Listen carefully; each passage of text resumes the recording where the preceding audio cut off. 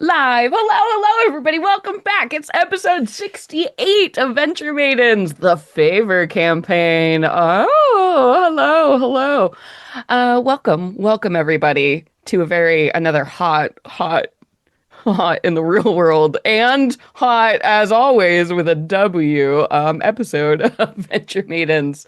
Oh boy, it's fall in the game, but summer everywhere else. Things are heating up, and I'm very Summer in our excited. pants, summer in Summer our in our hearts. pants, in our hearts. That's a good slogan. We need to put on a sticker immediately. Um, incredible. Yeah. So hey, everybody, we're the Venture Maidens. If you haven't heard the word, we're a D&D 5e slash Tales of the Valiant actual play live stream and podcast. This is a very adult themed show. We talk about how hot things are in our pants, as an example. So, and other things that might come up here. So, if you have a little baby with you, don't let them watch. Don't let them watch this stream. There's a lot of swearing, and we also keep up some just general content warnings, specifically for body horror, just because of general fantasy violence. I suspect we will be making good use of that content warning this episode. So just beware. No other specific content warnings that I anticipate at this moment, but you never know what might come up. We are dealing with devils after all, so keep your eye if you're watching live in the chat or read in your podcast show notes just to check if there are any other content warnings that come up. Otherwise, I think that's the business, so let's go ahead and get this party started. Hey everybody, my name is Celeste Konowich, and tonight I will be your game master. Hello, I'm Brittany Quintero, and I'm going to be playing your Eldrin cleric Morana. Hello, I'm Nassim, and I'm playing your orc fighter, druid, Tony Silvertail. And I'm Sage, and tonight I will be Aoife Flannery, your sought-after satyr bard. It's so true. Aoife's just breaking into all kinds of new friendship circles with cultists and Faye, and It's good to have, the different groups of circles. options, Really right? branching out. Diversifying is the That's way what to we call become an a extrovert. well-rounded. Yeah, well-rounded. I think that's it's a good descriptor. Also, for everybody listening at home, Nassim is rocking a very fancy, cool virtual background of like a super gothy fancy mansion, and I'm living for this. So, good pick. Hell yeah. Good pick. That's what we All go right. for. Hell yeah. I'm sorry, Hell yeah. I'm sorry, fancy mansion. Fancy mansion, Fancy not one of those shitty mansions. Not a shabby chic mansion. No, this is Not a Nick mansion. listen. Fancy mansion. Sorry. I should have said gothic, a gothic mansion. There we are. Yes. But before we can get into the hot, spicy action of this episode, we gotta talk a little bit about what happened last time, you guys. So hit me with that sweet recap. What the heck we do? What the heck we do last time? Tony had suggested to the team that Aoife bring up a hunt to the other Diabolists and for a show of strength to impress their lords and who could bring back the prize or the best prize, whatever it was. And we all got ready for our hunts. We noticed some trickery was probably going to be afoot, so we prepared as best we could. And the hunt began with the release of this golden stag, and I partnered with my new best bud Felix, and we raced through the forest and found. Well, we kind of came into some trouble with one of the other hunters who tried to charm us, scare us.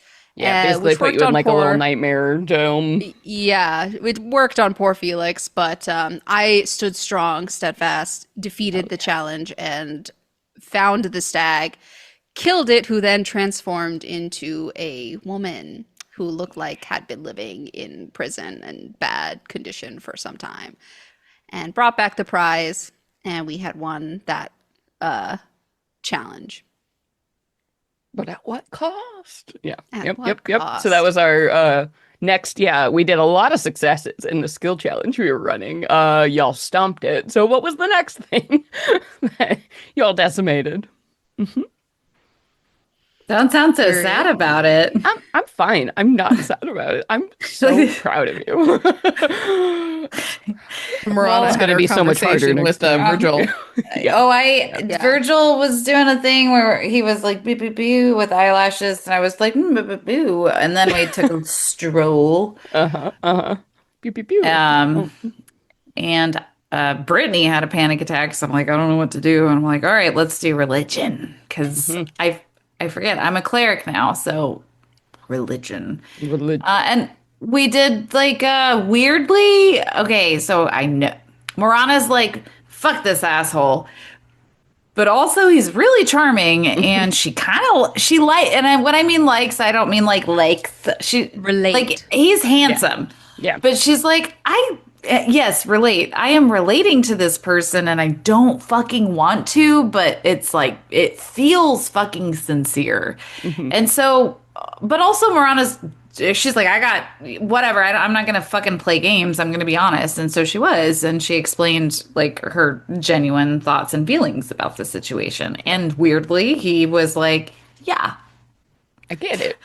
I hope I didn't under summarize that. Yeah. No, yeah. So you had a very candid conversation about, kind of responsibility and where you're at and like what your roles are and, what that means for your future and why you're here, dealing why Aoife's here. And that went off very well and garnered you another success. And then our final little turn that we had to clinch the day was. And then Aoife decided she wanted to try to bribe Finch Latimer in order to gain his loyalty. And so she brought him one of the potions that we had, one from the fountain from the Blossom Sovereign's last trial. And she was like, look, this is just a little sample of the things that I could fetch for you. And this is a gift just for you. I hope you like it, and I hope that you'll vote for me in the coming election. And was basically like, Yeah. if in exchange for you to, you know, talk me up, support me, I will be happy to retrieve different magic items that you hear of, but obviously don't want to go out and get because your time is so important. Also, he's like a little beast man. You very quickly learned. So you feel like diplomacy is hard for this individual. Yes, yes. And that went very well. You got to meet the delight that was Finch. And then what happened? Yeah, and then we had some so that brought us to our sixth required success in order to be successful in our goal for Aoife to gather enough good graces in order to be invited to the secret gathering. And so at the stroke of midnight, Aoife was called down in hooded cloak to with candle to convene with the others, and we stepped. And oh, also that was the other thing, is that she learned that we'll have to make some kind of sacrifice in the name of the devil, the archdevil that she's representing. And so we decided to give up the avatar-like suit of armor that we recovered from the Red Knight. And so she is going to be presenting that with the others when they have now reconvened in the dead of night through this otherworldly portal that she stepped through. Yes. Yes. Cool. So good shit. So yeah, that was like last time in the last few moments of that episode, it had basically been, yeah, you, Aoife, coming in this black robe down to this strange door that had opened up in like this swirling portal to some other kind of world. You have your, the bundled up armor, pieces of armor, like clutched with you as this offering you were told you were going to have to bring at the last minute. But you are in the club. You were accepted, and one by one they had stepped through the portal and held it open for you, and you had passed into a totally other place. And no details were given, so we're starting off hot, so mystery, big energy. But you know what? We're not even starting with you. You have to wait, kid, because this episode we're starting off with a dream. Ooh. Ooh, Okay. It's been a while. It's been a while. It's been a while. We gotta get back into the habits, I'm Celeste. scared. Yeah, no, it's fine. Oh, what? Dreams are scary. They help you guys. It's just No, so they don't. helpful. But at what cost, as Yeah, we've learned? yeah. And Tony, it's your dream of all the dreams. Ah, Okay. congratulations. So, what I imagine for the framing of this, because Aoife's meeting happened like, midnight, meet here, like dead of night nonsense. Tony and Marana, you basically have had nothing kind of left to do at that point. The party had wound down from the day. This is like the Saturday night of this long event, and Friday night was the big ass party. So most people, Saturday night is kind of chill. You're getting the vibe. People partied it out real hard.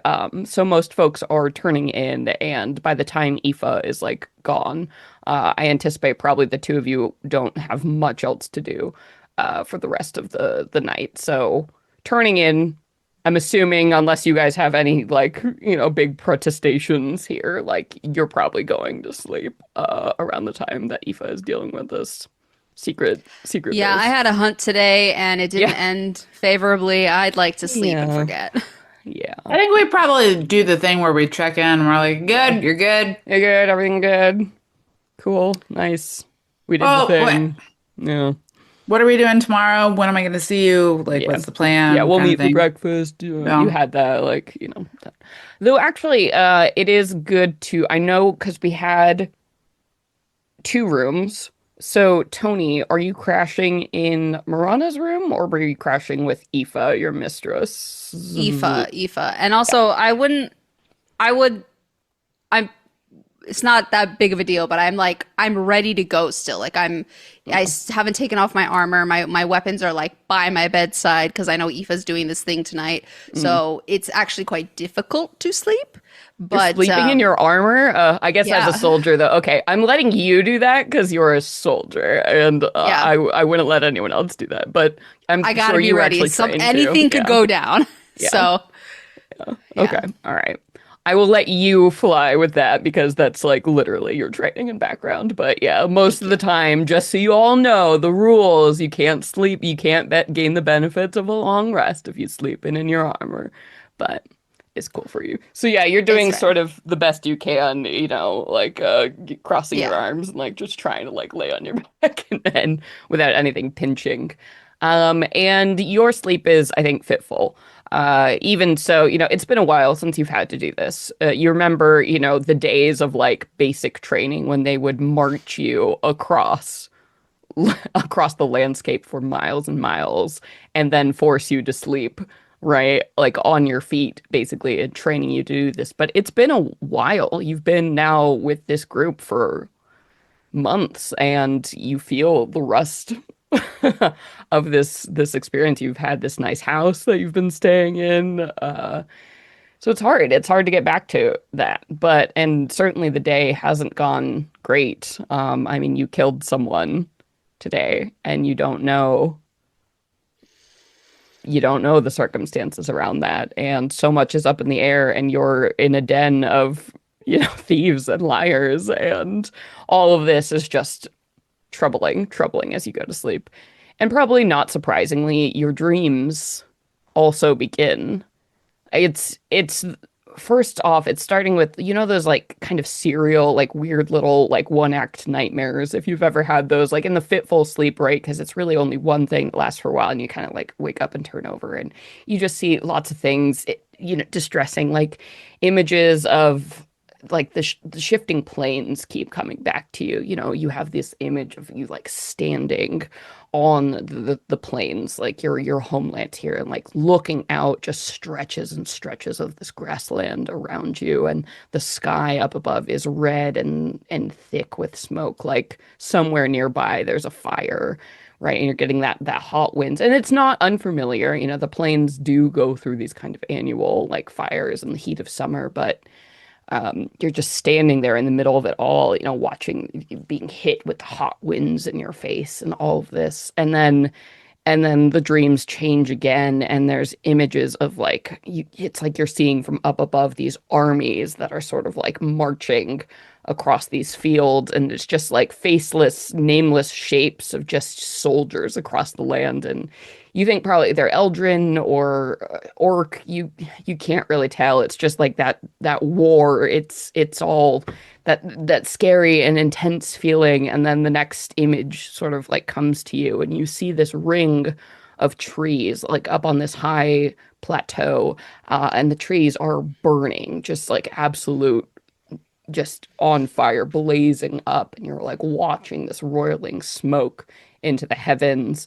And from the smoke, you become aware that there's something flying like up above.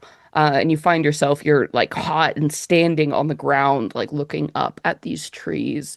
What are you doing in the dream?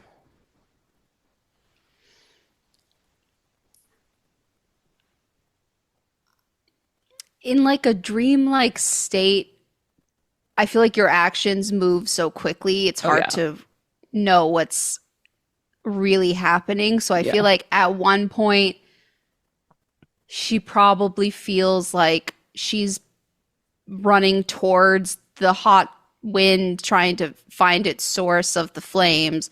At another point, she's trying to follow the armies and see where they're headed. It's like she's floating up Yeah. just above the grass and kind of Yeah. constantly being pulled in a different direction. Yeah, it's like you're not seeing yourself. It's just you looking down, like it's sort of an omniscient, and you're trying to get close to it, but it's like eluding you, right? It's like Yeah. it's definitely one of those dreams. It's like it's out of your control. You're seeing things falling apart, and one of those kind of anxiety dreams. Hmm. And as you're stuck in this last image and like the burning trees, like that is just the thing that fills your mind, and that dream feels more kind of concrete and settled than you have in a long time. And as you're trying to get closer, trying to find like what exactly is going on, what is this, what is in the smoke, what is trying to be shown to you, you see like a green like feather, like as these curling wings sort of come out of the smoke, and a familiar figure, a beautiful, beautiful Pegasus, an alicorn, just like charging forward out of the smoke and like wings ablaze, like pushing back the smoke. It's like curling off of them. And you hear Arrow, it's Arrow looking in front of you. And you hear ringing in your head, clear like a bell, wake up, wake up. It's time to fight. Wake up. And like bolt up, in your bed as I think you wake up from that dream moment. And there is a crashing, like a huge shattering sound as like the floor to ceiling window that led to like the balcony of this room is shattered into like hundreds of pieces. And you see green hooves, like edged with silver, like just bursting this window apart as Arrow is standing there in the room, in front of you. This alicorn bursts through the fucking window. It's standing in your room, and you hear again, you need to wake up. They're coming. She's up. She grabs her weapons. She like if there I imagine there's like a connecting door or something to Marana's room Yeah, you and had like that. Yeah, bangs. that. Yeah. Or even if it's just a wall, she's banging with whatever knocking signal we've established and is like, wake the fuck up, we gotta go. Yeah, I'm you pretty hear sure it that. probably was And the awake crashing already. of the glass too. You're like, what the hell? Like this, rings through this silent kind of like, chateau at this point when everybody is sort of at sleep, and just the banging on your door. Marina, what do you do? I think I was reading, Yeah. and Yeah, okay. So so so Brittany, you were saying Marana's setting up kind of reading when just this like huge clatter. Knox and Yeah. she's Shattering glass. do Like you can hear this is like a Eldrin huge window. Oh yeah. Eldrin do the same thing as elves, where they just meditate for 4 hours, or do they need Do they? rest? Let me check the um Eldrin do in fact need to sleep. Yep. Are Yeah, you they need to fucking sleep. They're serious? not. Yep. Celeste, how do you want to play this? I'm gonna pretend like I haven't slept. Sure. I mean, you could still be Like, up. It's not like this isn't like, happening a huge amount of time after Aoife went to sleep. So if you just like was happened to, yeah, I was Yeah. like I mean, it you takes weren't hunting in the woods, so there's like, all you could right. still not be tired, right? But Sure. Yeah, Tony had a big day. I think I was like stressed about, just needed extra decompression, and Yeah. so she was just like reading about shit and like making sure she understands her fucking things. So she was awake and like grabs her bident, and she's gonna fling open the door. How do you want me to deal with like armor and getting ready? I would assume you probably didn't have your stuff on if didn't make a point. You were like trying to chill and Yeah, I mean, like I got ready for bed, so I yeah. am probably in a tunic and like, but my bident's all like, You could she's not gonna grab be far your from yeah, that. you can always grab your weapon, whatever. No, that's the first thing she Yeah. does, and then opens the door, Yeah, and so then my you open the door and you see, Tony standing there looking, I don't know, probably pretty excited. And behind her, like a glorious creature that you probably have never seen anything like it. So an doesn't fucking alicorn, matter. big winged horn, like sort of a pale green color, and looks like his mane is like made of like woven just like raw vines, like curled, and you see like blooming flowers and like so like a fey as hell alicorn. And Pretty I like significant. see Tony, which you see my face get excited to see Tony, but also worried because of the nature in which this is happening. I'm like, and then I Like, are see you the being thing. robbed? Yeah. I look past you, and I'm like full anime sparkles. We talked Mhm. about the K-pop demon hunters when they have like the corn in their eyes and the abs, like full cartoon, like winged horse Yeah. creature, and she's just gonna be like very like kind of short circuit. Like, what? I'm scared. What's wrong? Oh Also, my God. What? It's a lot. It's a lot. As you're opening up this door. There are also still like, now the curtains are like blowing open right from the uh, force of this, and you're seeing like the little glitter falling through the air that's literally shattered like oh, glass raining down. I'm just But holding it's on to like my it's liquid Biden. glitter. Like, what? What? Um, and Arrow, Something's wrong. yeah. Arrow, what's happening? Arrow swings his head around, and so you would know, Marana, so you can't hear anything Arrow says because Arrow is psychically, like, telepathically communicating with Sure. Tony, but you can tell immediately the way these two are like talking to each other and whatever. Like, this is a very intelligent creature, right? As the great beast swings It his is head, Shadowfax. yeah, around, right. You're like, whoa, Around there's Gandalf the White. something going on, Yeah. right? Yeah. I'm And like, oh, Arrow says, you hear him, there are creatures, fiends, hellish things coming in a swarm. I just found out and just made it here, but we need to prepare. I don't see any fighters here. You need to get fighters. You can't handle them yourself. And he like turns his gaze, to like look back out the window, like trying to show you like look outside. Yeah, I will see if I can see anything past Arrow, if I can Yeah. get Yeah. an idea of how many are coming, what the Yeah, so size of the swarm is. yeah, you like, he steps aside, allowing you to like see out of the like freshly, oh, the balcony's open, right. So you can look out and you see, the moon is like hanging in the sky, and it is you're smelling, it feels like it's about to rain, basically, like the nice warm petrichor. autumn day you had. Yeah, it's now the mist is like kind of crawling over the mostly full moon here and starting to obscure things, but it's just enough to let you see the silhouettes of winged things, dozens of them like swarming, coming. They're probably still at least a couple miles away from where you are, but you can see a lot of them like surging forward, something carrying on wings, and it's hard when you look at them. They're almost like a little translucent. Like it's strange the way they kind of shift and move, and the light plays across their bodies. Um, yeah. Okay. Um, Marana, since you probably have a little bit more status here than I currently do, why don't you run out and wake as many people as you can up and get them ready? Okay. Ready for what? Because all I've seen There's- is you there's- and your horse looking at this mystical beast looking at each other, there's- and Yeah, he heard. She heard nothing. So you're just Yeah. I relay what I see outside the window. okay. Something is coming in a mass, and we're gonna need some help taking care of this. Okay, real quick. I need to put my shit on real quick. So I'm gonna do that. 10 minutes to put on. Wait, what kind of armor you have? It's heavy. To don armor. No, I have a breastplate. Sage, could you look up how long to put on a breastplate? I think it's still 10 minutes. That's to don. medium, so it's 5 minutes. 5 minutes. So you need If 5 you're proficient, minutes. Yep. Yes, because it takes a long time to fiddle with all of Dude, those putting buckles. on armor, especially by yourself. what if Actually, 5 minutes is a radical fantasy game underestimate.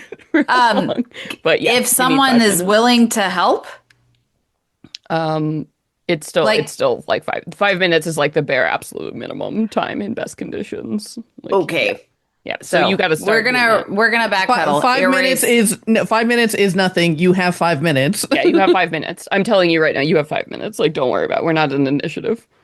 So, Oh God! Well, I'm stressed if something's coming. Like, to yeah, me, something's that coming. 5 It's minutes gonna be sounds like here. a fucking urgency. So I'm sorry. I feel very conflicted here. Like, Oh, no. is 5 Start now minutes is a the lot thing. or not? Go You wake cool. everyone up first, please, so that they Yeah. can also get their shit on, and then come back, put your shit on. That's what I needed to hear. Yeah. Thank you, Tony. And then Marana just sprints with her bident, by the way. Yeah. And she is like ding, ding, ding, ding, ding, ding, ding. And I'm sure it's I don't know if mine's a magical weapon yet or not, but like it's gonna clink like real fucking loud. She's like, Yeah. invasion! She's just screaming, invasion! We're being invaded! We're being attacked! Wake up! Wake up! Get your armor! Hide your kids! Hide your wives! Like, yeah, whatever the fuck. you're running down. You know Yeah. what I mean? Like, Yeah, she's like, and- we're being invaded! And already, because like the huge amount of noise, like a creature crashing through a giant stained glass window, made like there's already some people like in the hall when you run out, and they're all like in night clothes, like what's going on, like what, like sleepy people in the hall, and then you come like running out, and they're just like, and people are trying to like ask you questions as you're like blowing past, and so you're making enough noise that you're sure people are sort of waking up now. Roused. At this point. It's happening. Like you've done enough that these people are going to start waking up other people, and people are very confused, but they are waking up, and people will start looking out of windows and Sick. seeing the same type of thing. So The moment that I feel satisfied, yeah. I'm beelining it back to my quarters and like hot and heavy, and I'm gonna come back in. And I think that's probably when my first thought is to look and make sure Tony is good. It sees that Tony is like armored. Yeah. Tony, and I'm what like, are you doing in that like time? I'm probably checking in with Arrow and seeing like, are they staying? Are they willing to help? Do they have to go back? Yeah, he's like, I'm here to make sure you live through this. I've been love him sensing so much. something strange, this fiendish presence growing and growing, and I knew I had to come to you and keep you safe. She'll give him like a Yeah, head hug, head. like a big old stroke. Like, I'm so happy you're here. You give me so much strength. We'll take care of each other through this. Yeah. And he's like, he's like standing ready if you need a steed to fucking fly out and do business. Yeah, I am Looking riding at that the steed. the flying swarm of things coming. You're like, yes. My cover is blown now, though. If anyone Oh. sees me on this fucking Pegasus alicorn, it's like, this bitch knows an alicorn. I think you're probably good because also your Wait, tactical didn't- mind just reminding you of the situation. All the Didn't important we- people are gone. Oh, that's right. all the powerful people are gone right now at this secret meeting in a literally different world. It like comes to your attention, and all the people left here in the house right now are like fucking staff. This is like a They pleasure. have guards, you They know? have a small retinue of house guards.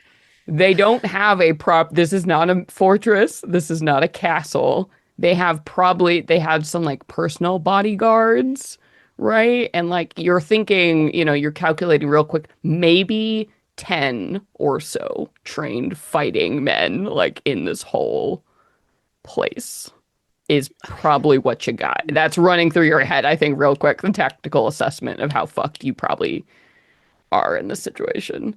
You might Hmm. have other people, like, but I mean, those who travel with Diabolus who can literally summon devils around here, like, you need to figure out what your resources are and fast. Because you don't know, but you're not confident. So I burst in the room and I need help with my armor. Hi. You Yeah. can probably, figure it. Yeah, you two can like figure it out, right, as this is happening. So Tony, yeah, I think it probably occurs to you you need to figure out what defenses you have, what resources as quickly as possible, because you don't know what exactly is going on in the house. You don't even know if your estimate is right, for the guards or the situation. You just know there Hmm. wasn't like any kind of proper garrison or anything here. So, Yeah. Then I will. and there's a lot of noise now happening in the hall as people are like confused and like, what's going on? And they're like a bunch of very scared people are waking up, a bunch of very scared noble staff. Mhm.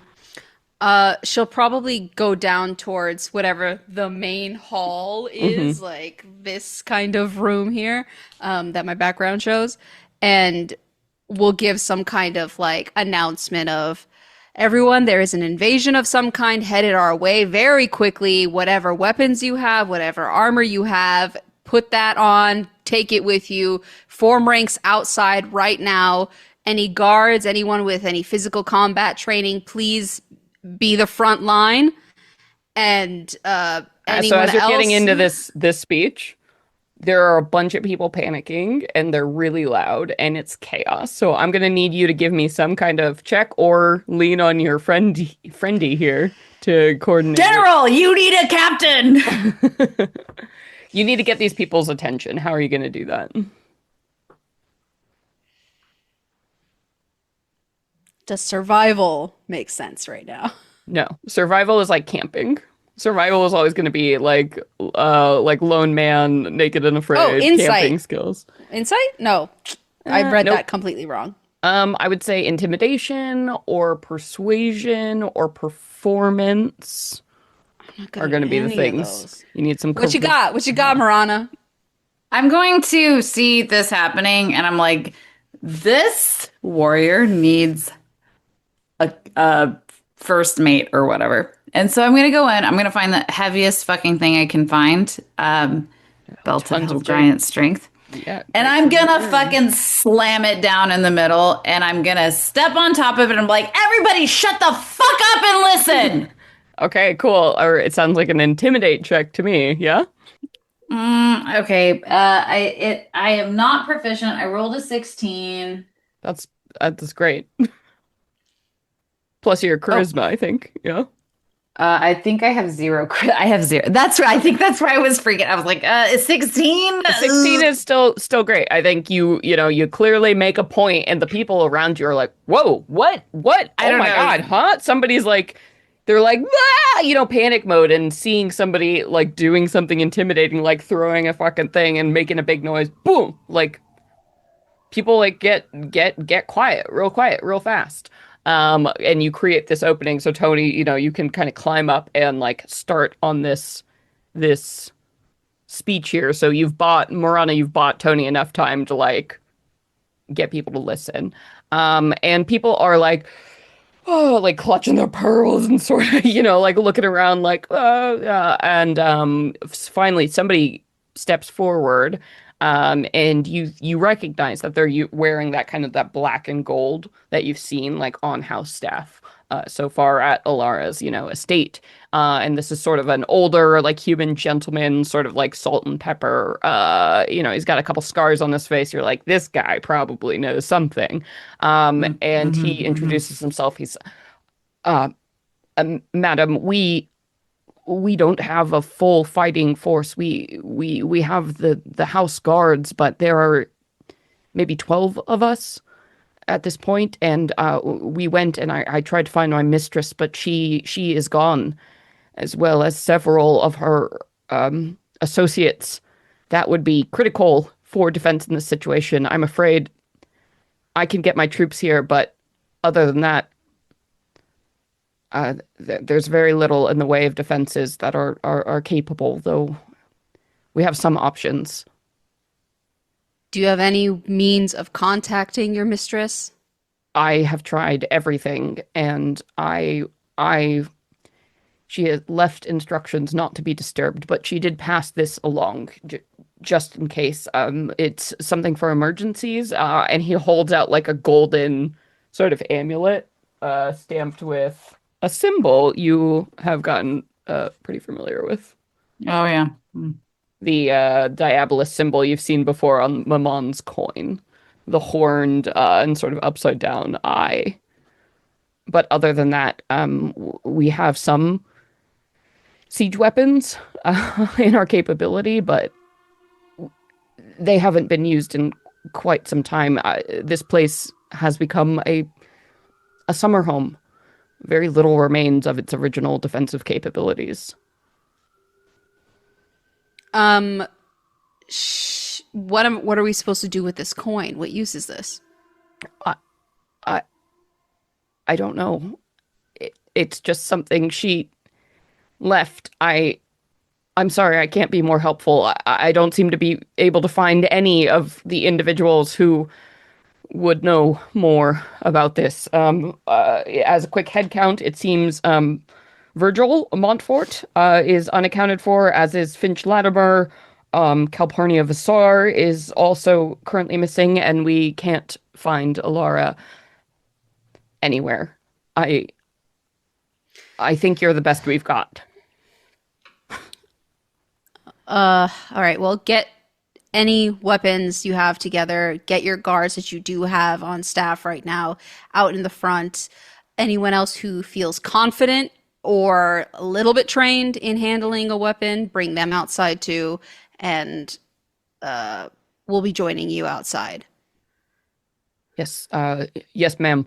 And you look around and you see most of these people are like fainting, like wilting. They're like the servants you were playing like poker with, like, kind of like in the corners, like, what do we do? Like, these aren't fighting people. They're like holding ladles and, Well, actually, I'll also brooms. ask him: is there any kind of like safe room in this place Our in this villa? our cellars, ma'am, would probably be the safest place. It's where we weather bad storms or anything. We can send people down there.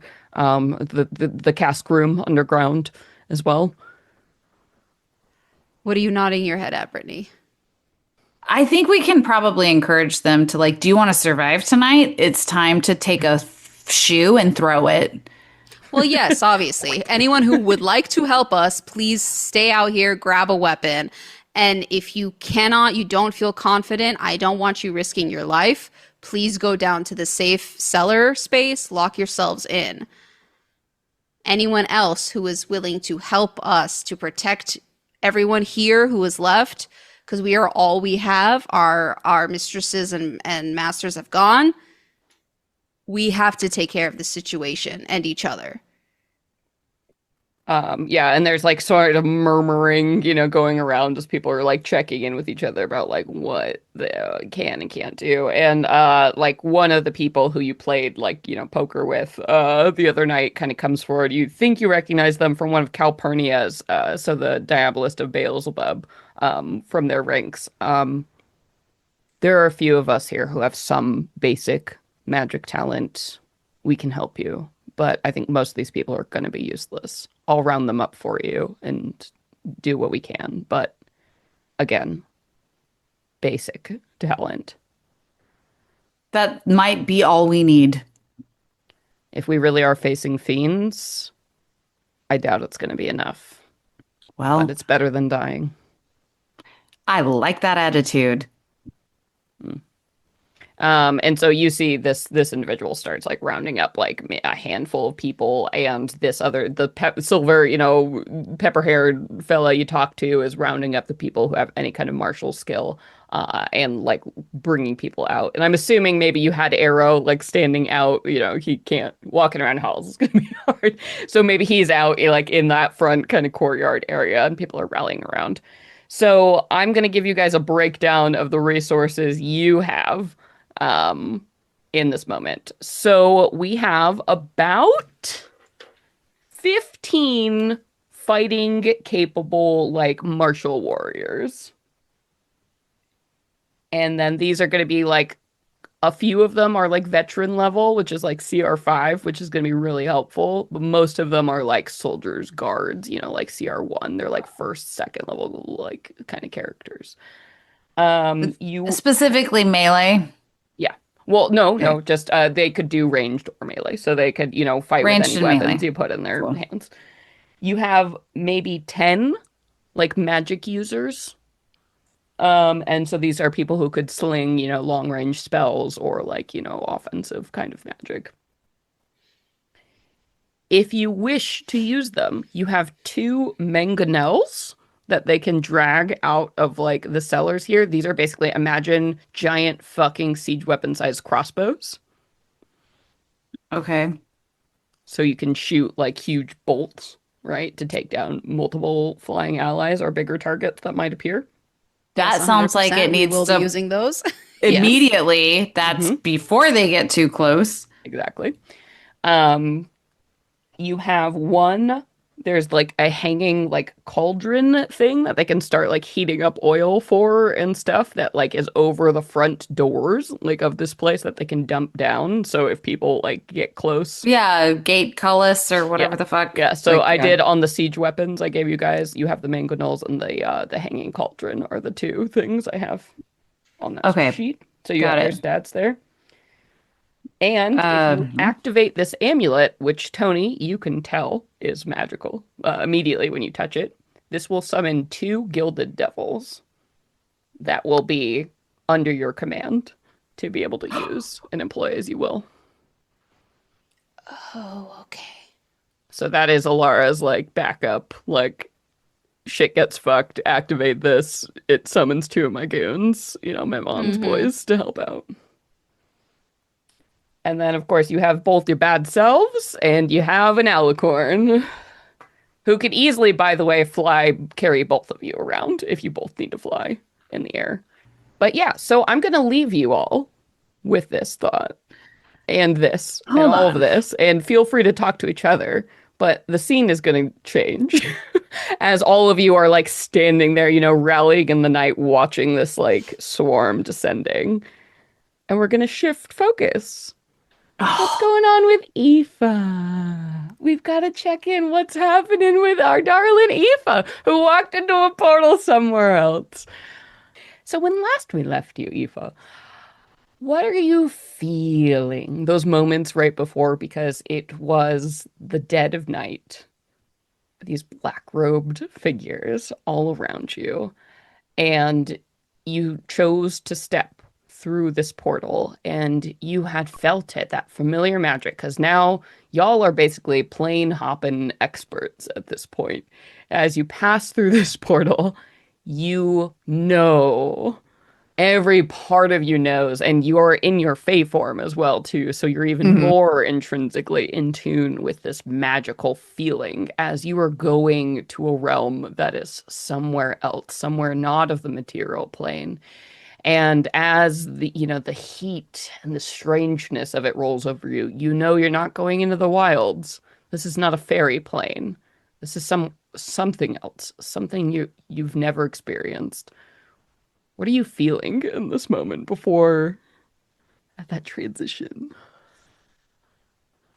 This just like tumultuous wave of feelings like rides over her, and she is hit with, I imagine, all these different flavors of like devilry, where it's like these just like hot flashes of Mhm. just like desire and then pain and Mhm. rage and fury, like kind of like rapid pace flow over Yeah. her as she is like transported to this different place. Yeah. This place where emotion is so raw and intense. In not the same way as the Fae, because almost there it's like magical and enhanced, like in almost on the like the pleasure skill, right? And here it's something else. It's the darkness. It's the abysmal side of what can be felt overwhelms you for a moment as you pass into this place. And it takes you a moment to get grounded, like as you land and you step through this portal and you find yourself in this hall of black marble, this towering, gargantuan palace around you. The marble here is so polished. It's like that black, veined with gold that it's so reflective, so shined that you can almost see yourself like bouncing off of every surface as you're seeing just these infinitely tall columns on either side in this vast grand hall that's facing you. And as you're looking forward, you can see all these other figures that you know to be these Diabolists you've met, walking in these deep, like hooded robes, in this processional line ahead of you, walking forward towards this massive stone table that seems to be the only furniture in this room with these like big cyclopean kind of sized chairs, right, ringing it here. And you see at the front of this table this throne, this huge, just throne sitting there empty, at the front of all of this. Uh, and each of these chairs around this table are carved with these symbols that you've started to come and recognize. You recognize Mm, instantly one is marked with the symbol of Mammon, one is marked with, these other symbols belonging to each of them in turn, and the big, head of the table there, you see the symbol of Asmodeus transcribed. And as you're looking and walking towards this table, there is an unmarked chair, kind of in, one of the quarters here that as you step almost like towards it, you see just the line of the sword Poenya symbol becomes inscribed as it's here and ready for you for this council. And you also feel heat as you walk in this room. You realize like if this was like a nice, over fancy hotel, they might have those like large, kind of waiting gazing pools on either side of the big like entry hall here. They have those here, but they're just filled with flowing lava on either side. That just that raw, that heat, the mm. glow of the orange like echoing off of this. And you realize like as you're looking around and through the pillars, they're open aired, but whatever the air is beyond here is smoky and dark and filled with such a haze that you can't see whatever lies beyond this huge pavilion. And turn in turn, each of these individuals goes and takes a place standing beside each of these chairs that is marked for them, but they don't sit at this point. They seem to be standing there waiting for something to happen. Do you take your Yeah, place? Aoife takes her place, takes the cue from everyone else, and figures out, oh, yes, it would be impolite to sit before the master of the ceremonies arrives, and we are Yes. instructed to sit. Yes. And as you all take your places at the table, and the figure who you assume is Virgil goes towards the front here, he raises his hands over like the black, flat surface of this table, and instantly the table just fills with goblets of wine and food and an extravagant feast, before each and every one of you, set with full plates and everything you might need. And he picks up a silver, pouring apparatus and fills his own goblet with wine. And you see that everyone else begins to do the same. Each has their own, like, vessel and glass of wine, pouring it. Very As do nice. you. Do you pour your own? I do. Yeah. Yeah, Aoife, yeah, takes special care to like mimic all of their Yeah, true. gestures exactly. Hell yeah. Yeah. You're like, all right, we're here for the ride. And you're clearly, yeah, this, no one has spoken yet. You're all clearly in some kind of moment of ceremony. As Virgil, raises his full glass, the wine, dark and rich, and, deeper than blood, as he holds it out and says, my friends, We once again embrace the wonder of years beyond our number and countless worlds still left to plunder. Let our bond never be torn asunder. And he raises, and everybody raises, and drinks. It's the toast. And then he takes a seat. And as he does, you see something very scary happens. So he takes a seat in this chair, and he becomes enveloped in smoke, just like this curtain of smoke, so you can't see him at all. And from the smoke, a figure rises, taller, than any normal individual by any means, maybe 15, 16 feet, like giant size. This form made of smoke appears like an illusion, perfectly seated behind where Virgil is. This massive, glorious thing that looks like humanoid, but with like sort of draconic features and just this perpetual flame, this perfect like image comes and sits behind him, like almost like Virgil's like a puppet of this thing Mm. that rises behind him. And you see one by one the other Diabolists sit, and out of smoke, their own archdevils appear behind them, keeping counsel. The only thing to break this smoky, illusory form of them is like the glowing, like embers of their eyes.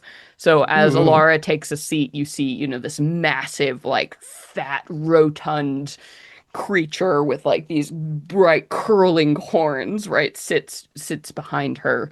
And then you see in turn each of them takes a seat, and behind Finch you see this strange baboon-headed creature like wearing these deep like robes, appears massive in size, nothing near as massive as the creature that has appeared behind Virgil. But Calpurnia takes a seat, and then in turn, you see a humanoid maid that seems comprised of like these tiny insect swarms, right, that are barely like holding the form together, like out of smoke. Um, and then you are the last. Do you sit and invite Poenya here? Oh, 100%. This is what Mm. she's been waiting for and worked for. Oh yeah. And as you take a seat in the chair, you sit and you feel something cold and hot at the same time and powerful, a presence that is there with you. You felt it a little bit when you've opened the book, but here now you feel it so deeply and concretely with you, like you're sharing a mind. And you glance, look up behind you, and you see, the winged, like angelic figure you've seen in illustrations sitting behind Yeah. you in the chair. I imagine she's like trying so hard not to look. She's like, keep your Yeah, composure, but don't. just in the polished finish of the Yeah, black marble you table, she see it. sees this image unfold and she's just like so excited. Like she catches her breath. They're here. And suddenly you have a deep understanding. It's not just these Diabolists you're meeting with. You are a vessel, you are an emissary. This is a real council, not just of yourselves, but also of these creatures you represent. They can't physically be here because that would be Oh, a man. lot in one room, but this is a very powerful circle you've entered into here. And as, everybody lands and refills their glasses and settles in, Virgil begins up the conversation, pulls back the hood, and you do indeed see his face, as do the others now, it seems. All pretense illusion, can be dropped. We all know our faces, and we are here in this moment. We have been trusted. We have been allowed to this table. We are proven. We are chosen. And Virgil says, well, it's good to see everyone. I'm glad we have lived another cycle to meet again. And obviously, we have a lot in front of us to discuss, including the addition of a new member. Welcome, Aoife Flannery. And of course, welcome, Poenya. And there is a sort of a shadowy murmur that passes between all the shadow devils, like seeming to have their own conversation that you really can't catch all of. It sort of like slithers across your mind. Um, but I think before we begin, you valiantly placed your bid here and earned our respect and a place at this table. And I think it's time we hear from you precisely why. No one comes to these councils without having a deep and necessary reason. So I elect before we get to other business, we hear Aoife out. Any objections? He says as he looks around the table to the others, and Finch and Calpurnia and Laura are like, yeah, no, go. As they look to you. So what is it, Aoife, has brought you to our door? And Aoife draws back her heavy hood and tosses her hair out from underneath. And she Hey, says, there's a you get the reaction you hope for. It's smaller because these people are like, oh my God, we're like devil, adjacent, but you're like, oh, everyone's, yeah, oh my God, Faye here, right? And you see Poenia's like reflection just in the table, like this fucking Cheshire cat smile that comes across as the other devils are like what's going on looking at each here? like, is this even allowed? Like, yeah. And she says, I have been working for some time to forge an alliance with the sovereign Fae courts in order to help put an end to this foolish war that helps no one and only hurts all of our interests, both magical and mundane. And with Melwyn Tavir having succeeded in her coup against the Tsarina, she is certainly not good for business. And I think she needs to be removed. And I'm wanted to make my way into a room with people of like mind in order to decide the future of the Empire, for we have an incredible capability to be able to select the next successor. Because really, who's to say it has to be an Eldrin? Perhaps their time is coming to an end, and to make room for something much more interesting and more new, and something that aligns with everyone's interests. And it was Calpurnia here who like made the like the thing in the middle of your conversation, and she was looking. It's not a mockery. It's a like a oh, she dared do it, right? And like as you say your piece, Calpurnia across the table, who you never got to speak with directly, so she's the shady lady who runs all the the pleasure dens across Phelan. Interesting. Well, you certainly have come to a place where I think all of us in agreement here, no one is a fan of Melwyn. And quite honestly, none of us are huge fans of the Eldrin Empire at large. They've been useful so far. They're young, easily manipulated. The nation itself is in crisis. Do you really think it would behoove us to uproot all that and put a different individual in charge? Someone non-Eldrin? I cannot imagine a better time for us to really change up the status quo than now, where we've already have seen that a Tsarina can be overthrown at a moment's notice. Who's to say that we can't also build up something else in its place?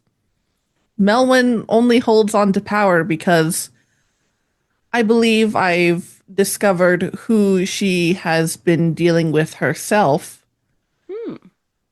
And who is that? Finch says across the table. You know what bel entity has been giving her this newfound power? I believe it to be the curator. Curator. That little weasel.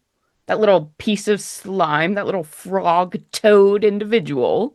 He doesn't Precisely. have the power. He might not, but That's exactly what I aim to find out. Mm. And Alara will turn to you.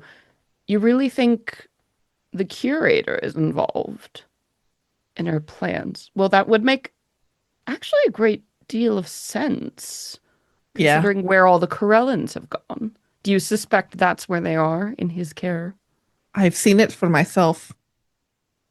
Hmm, interesting. And so it would be awfully tidy if she were to hand over the souls of the Krellins in exchange for power and thus orchestrate this crisis where now we are suddenly without heroes to defeat the Fae who are, causing an incursion at our borders. It's all a little too neat, but I think it's the most logical place to start. Hmm. And there's like sort of a moment of consideration that goes around the table before Virgil speaks up again. I think you have a fair point and an interesting one. I think it makes a great deal of sense that the curator would have been tapped and involved, of course, to take these Corellans. That I have no issue with. But to Finch's point, the curator is a minor creature amongst archdevils. We've seen indications this connection that Melwyn seems to have with these things is beyond the curator's powers. That is not in question. So there must be something else, something driving this. I doubt her primary deal was made with the curator, but it would make a great deal of sense if there was a secondary one. The curator is a sniveling, greedy, centered thing, centered only on its own peculiar talent for collecting. So I suspect whatever deal she made with it was one of convenience. She probably didn't have to pay much to get it to take Hmm. these Corellans. But you do raise a very interesting point. I think it would be quite useful if the curator were to suddenly lose possession of these Corellans. Certainly, removing the Corellans from the equation has made Melwyn's position stronger. While Sariel was never what I would call my favorite ruler, she is perhaps the best we've seen thus far. We certainly had a lot of opportunity under her reign. And Melwyn's removal of the Corellans has weakened her position considerably. I'm not sure if she's alive or dead out there somewhere, but if the Corellans were to return, I think Melwyn would certainly lose a great deal of control over her new position. It would certainly cause people to question this whole story she's spinning about the Tsarina and the Karelins Ugh, being in cahoots. ugh, ridiculous. But the Tavirs have always been ridiculous, as we all know. And everybody around the table laughs. Like, ha, nerds. Losers. Oh, ha, ha, ha, ha, ha, ha. uh, Sorry. so then, do you have any inklings, Alora says, about who might be the real power behind Melwyn at this point? And she's not just asking you directly, she's asking everyone at the table. And they Mhm. all sort of look at one another and like you get the general sense that this is probably one of the things that they wanted to meet and talk about because nobody seems to know which fiend, if it even was a fiend, that allowed Melwyn to get access. And then Virgil will, sort of break the communication here and be like, I think it's fair to say that after questioning all of you and pooling our resources, are we agreed in saying none of us can see a fiendish connection? Honestly, the only archdevils who have now entered play in any significant way seem to be this curator and, well, Aoife, Poenia, who we haven't seen for quite some time. And you feel the shadowy eyes of all of these other individuals at the table just turn, like, towards the figure sitting behind you. Perhaps you'd be willing to clarify exactly what has happened there. Else we might cast suspicion on that point. Do they mean in terms of like how Poenya and I got connected or Yeah, because they're like, oh, so we're looking around to see what major devil players have like actually, even bid in power and like they know the normal game. They know all the normal players and they know Melwyn isn't connected to anyone. But the Mhm. new players who have come on the scene, all of a sudden the curators is hot shit and now Poenya is here and hot shit and sitting Mm. behind you. So they're like, you the most suspicious. You the best clue pick right now. So they're like, explain that. And Explain why we shouldn't just automatically suspect her of being the problem. got it. Sorry, one sec. Yeah.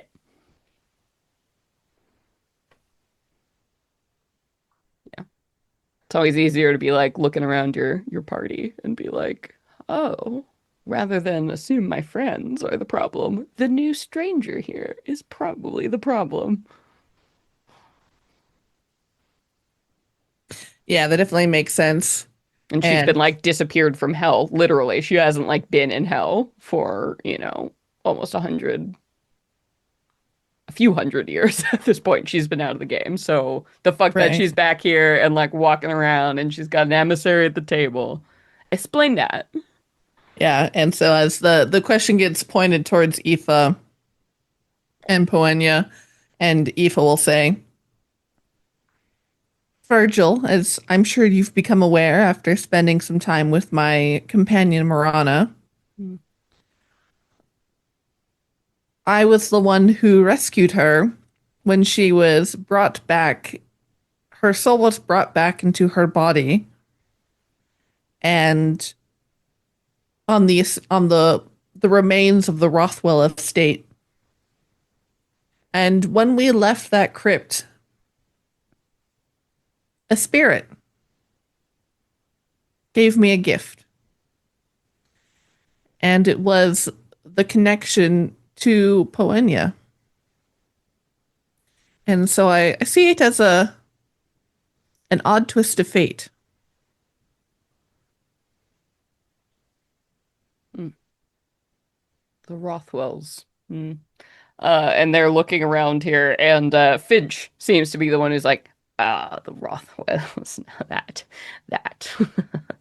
that was a fine mage family. Gone from this world now, but they did have their influence and they did have their power.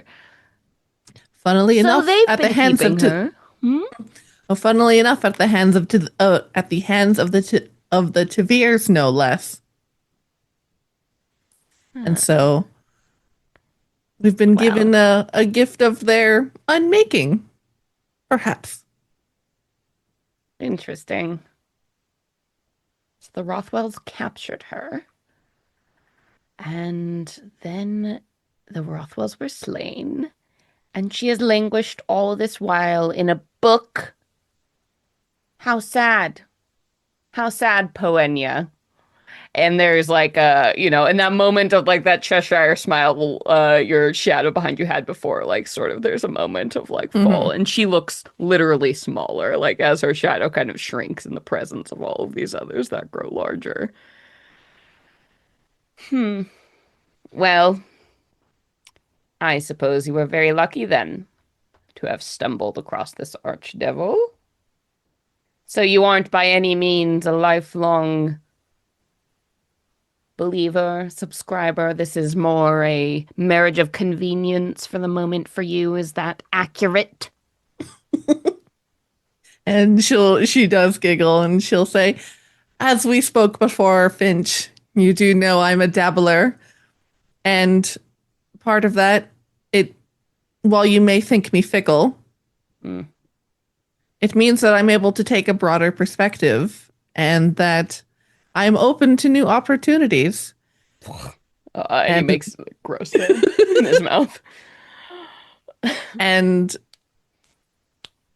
I am excited to see where this takes us. And she may not be trapped in a book forever. Yeah, and clearly your very reasonable words are not being well received by this individual, but Virgil has been listening intently and smiling to this, and I admire your point of view and your openness. I have to admit, I don't think we've ever hosted a Fae at our table before. This is a very interesting moment, seeing another of a different world come here to us.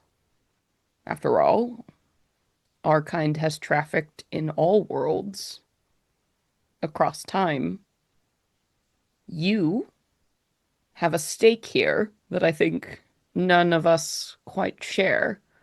After all, your world, dear Faye, is failing. It is. And I am here on behalf of the Fey Sovereign Court that I represent for the mortal half of me that wishes to see some semblance of peace, and for the fiendish ambition that grows and wants to work to see it to completion. So then you would argue it's in our best interest to preserve both worlds? To us, you have to understand it makes no difference. We feed off of mortals or we feed off of Fae equally in kind. It seems strange to advocate and try and protect these worlds when we have seen so many rise and fall. That's true. But we don't know. I mean, we've only seen a small catastrophe of what happened when the gods left after the great exodus. Oh, the gods. And everyone around the table is like, Yeah, roll the eyes. The gods. And that threw the world into chaos. And there is opportunity in chaos, to be sure, but there's also uncertainty. And people are people may be more easily manipulated when there's chaos and uncertainty. True. But when they don't have something to live for, when they don't have tomorrow guaranteed, then they're not going to make decisions that work for them in the long term, which means that we cannot as easily reach them in the long term to keep them on the hook, to keep them interested. And if the Fae realm were to shrink and disappear and all the Fae were dealt with, who knows what magic that might take with it? Calpurnia says, that's true enough, to be quite honest. A lot of my business comes from this fear that exists between these worlds. If the mortals didn't have an other to fear, they might start getting bright ideas that they don't need us, that they don't need magic. That would be troubling.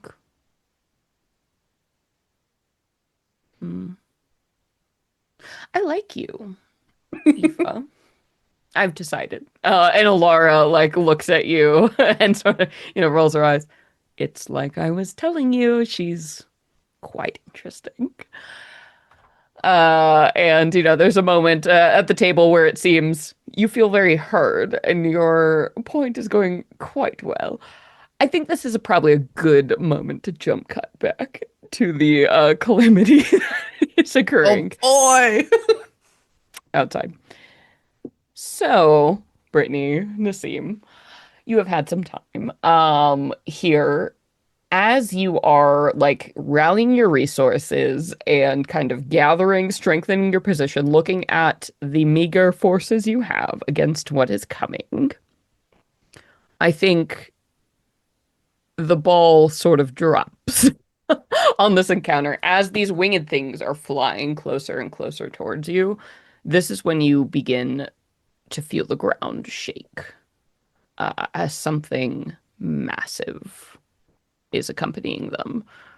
It's like something almost titanic, gigantic, must be accompanying them. You feel the ground literally shaking, like it's the tremors before a very large earthquake.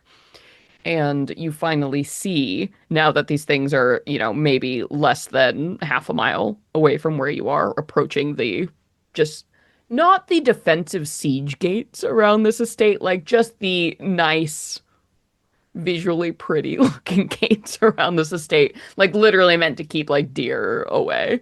There is this figure, kind of, you see the outline of it, but it's almost like it's completely translucent, so you can barely actually see the substance behind it. It's very hard to see this towering humanoid thing behind you all. I am going to show you something from the monster vault.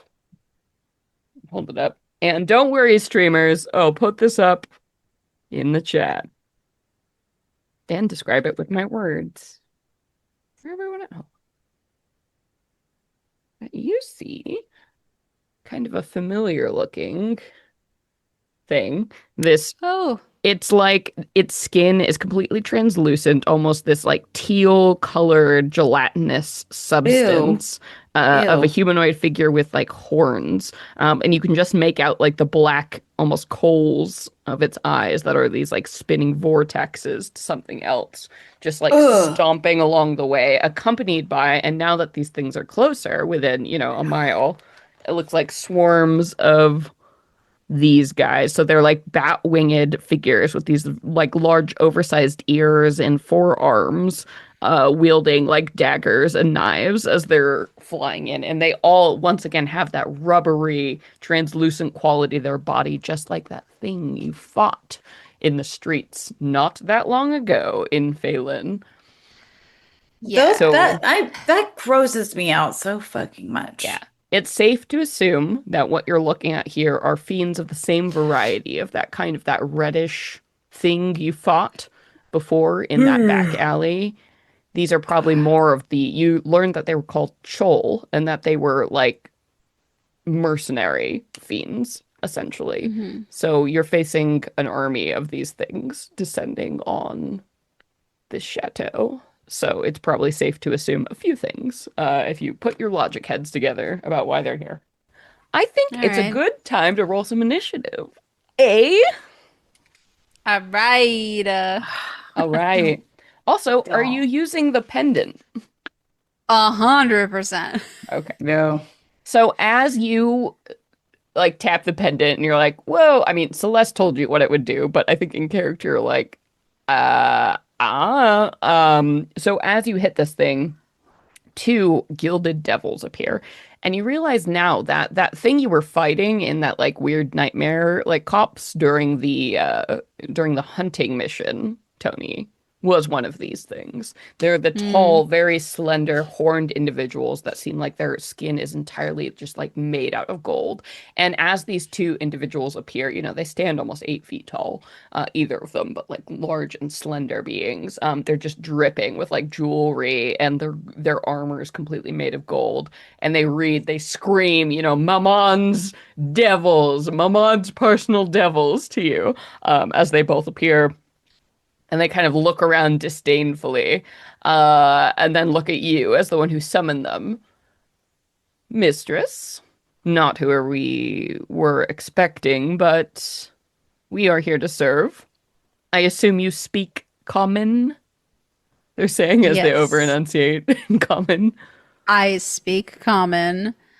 We require your services, your help in protecting the mistress's domain and everyone who resides here, as we are about to experience an invasion of uh And they look up. whatever. Chol, one of them says.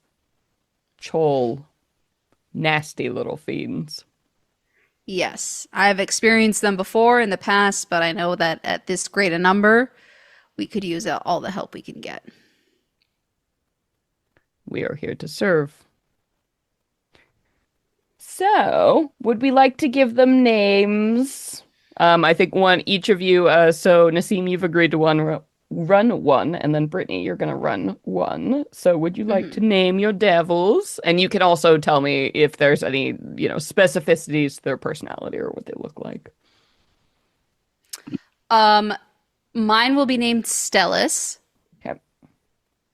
and he's extremely slender in like and angular in his feature. Very tall, very lanky, very close extra to the image of the thing that you sent us of his Yeah, characteristics the and everything. monster Looks entry. very similar to that, except very long, almost like if an elf were a devil. That's very long hair, very decorative, braided things Pretty hanging out of boy. it, Very lots of pretty, accessories. lanky. Yeah. Yes, yeah.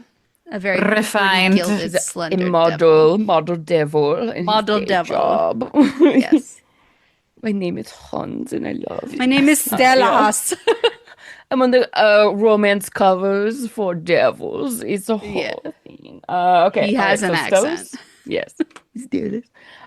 You have to do it now because you're controlling them. So there we go. And then Brittany, what is your devil named and any cool features? Jeroen. Jeroen. Jeroen. Okay. I think maybe he has like Tall. two long Tall. like braids as well that are like, in his look. So the other one is more like, oh, I'm cool, angular, sort of the ball, like really into the gold. And then Yorun has some like really great hair Jeroen braid is situation going tall. on. Yeah, extremely tall. Yeah, And well, cool. we'll leave it at that. All right. Jeroen Square and head. Stellas. They do sound like Like a some kind of fucking- European raver band. Yeah. Oh yeah, DJs. absolutely. They actually have a black metal band. Jeroen and They're Stellas. really big in Norway. I'm being intentionally vague for a fucking reason because I think it will be delightful. Amazing. They have like matching black metal eyeliner dripping down their Yes, face. yeah. Fucking Jeroen and maybe. Stennis. They're both wearing battle jackets. and they're Depends like, on the yeah. fucking lighting. Hell yeah. All right, I love this. So let's do some initiative. Okay, so start off by rolling for yourselves.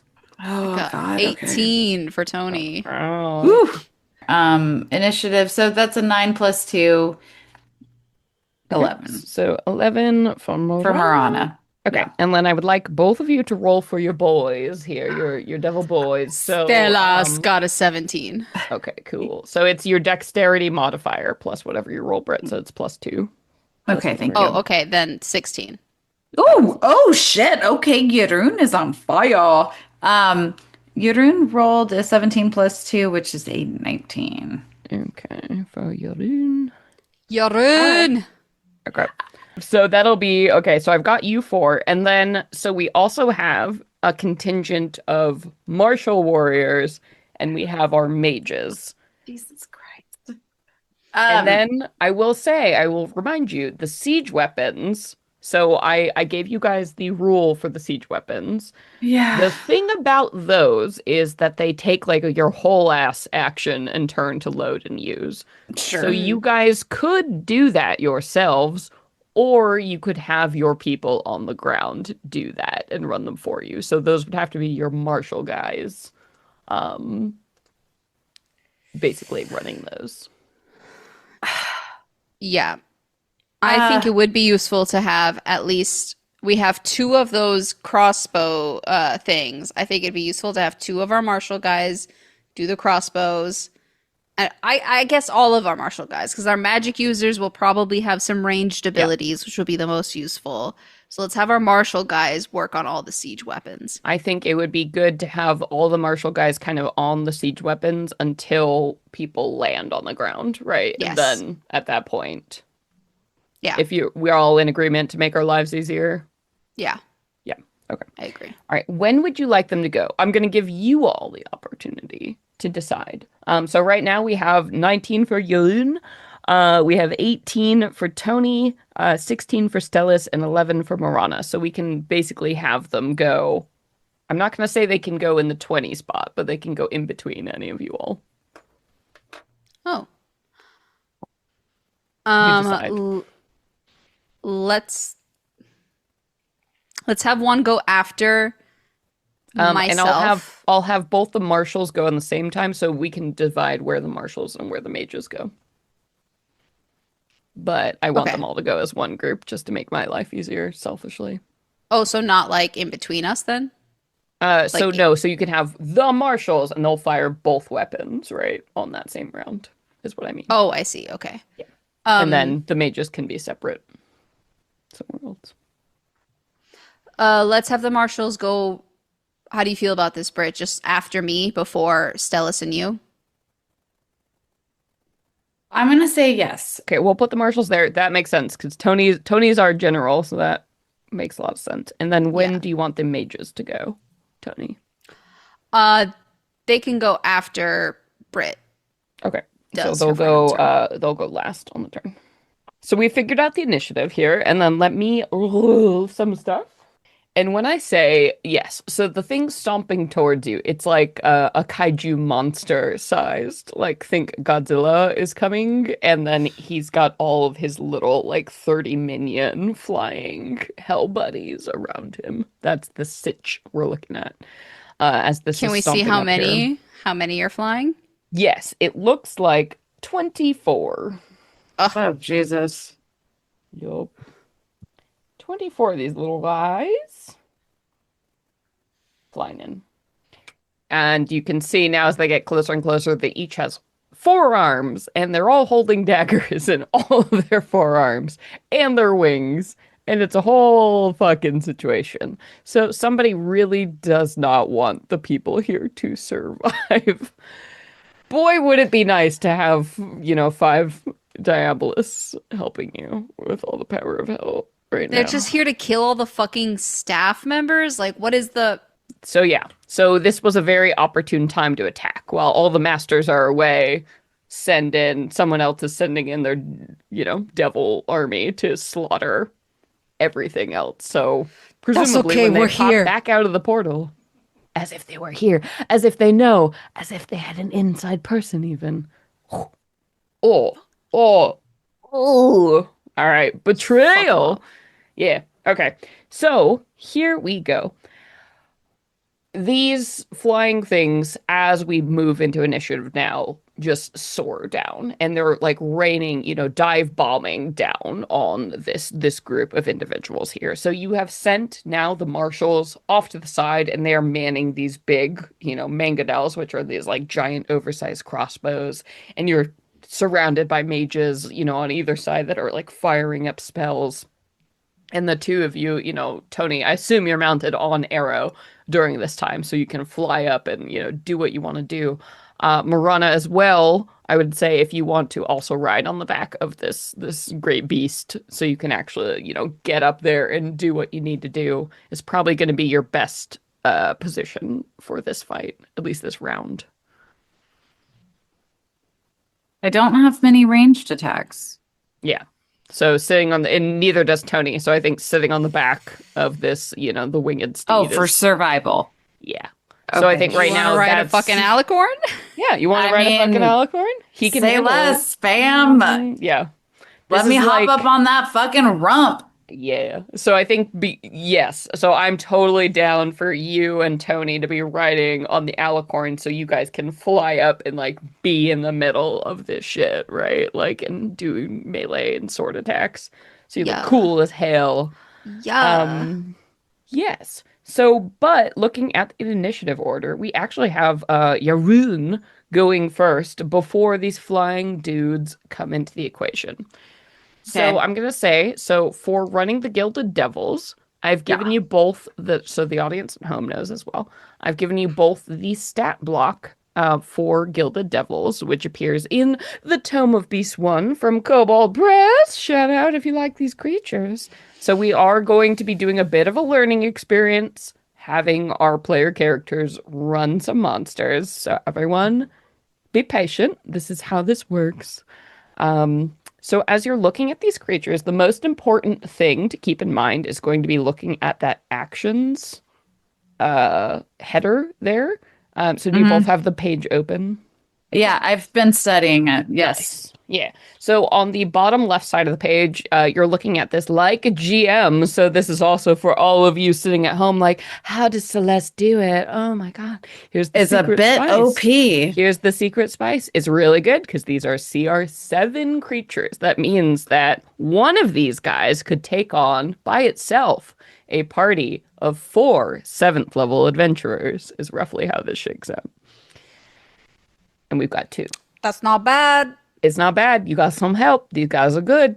But also keep in mind their hit points are actually pretty wee compared to all of you. Yeah, but you also gave us fucking teleport. Yeah. Yeah, So, boy. So yeah, so the action section there is going to be the most important. So paying attention to the multi-attack. So multi-attack basically tells you what to do. So if you want to make like a standard attack that's going to make full use of its like abilities, you're going to go with that. So the Gilded Devil makes either 2 Golden Flail attacks or 3 Hurl Flame attacks. So right now, since they're both on the ground, unless you want to do something cool, with their other abilities, I think Hurling Flame is probably going to be your best move to try yeah, and plus start taking 7. things out. And it's also their ranged attack. Yeah. Also, we get a bonus action, and we can also fucking teleport. Yeah. How tall is the big guy? So the big guy is probably, I don't know, what is gargantuan? About 20 feet tall? It's going to be like a 3-story building. Oh, ooh, ooh. He's So he's a big boy. would he fit under that oil cauldron? No, he would basically, if he gets to it, he could step over this wall. He could step over Yeah. this motherfucking wall. So that's going to be for like, if you get the little guys to fly down Yeah. and engage is going to be the only way. Okay. But you could absolutely, firing the mangonels at him is going to be a great idea. All right. Well, I guess Brittany's up with Yarun. Yeah, dude. Yarun.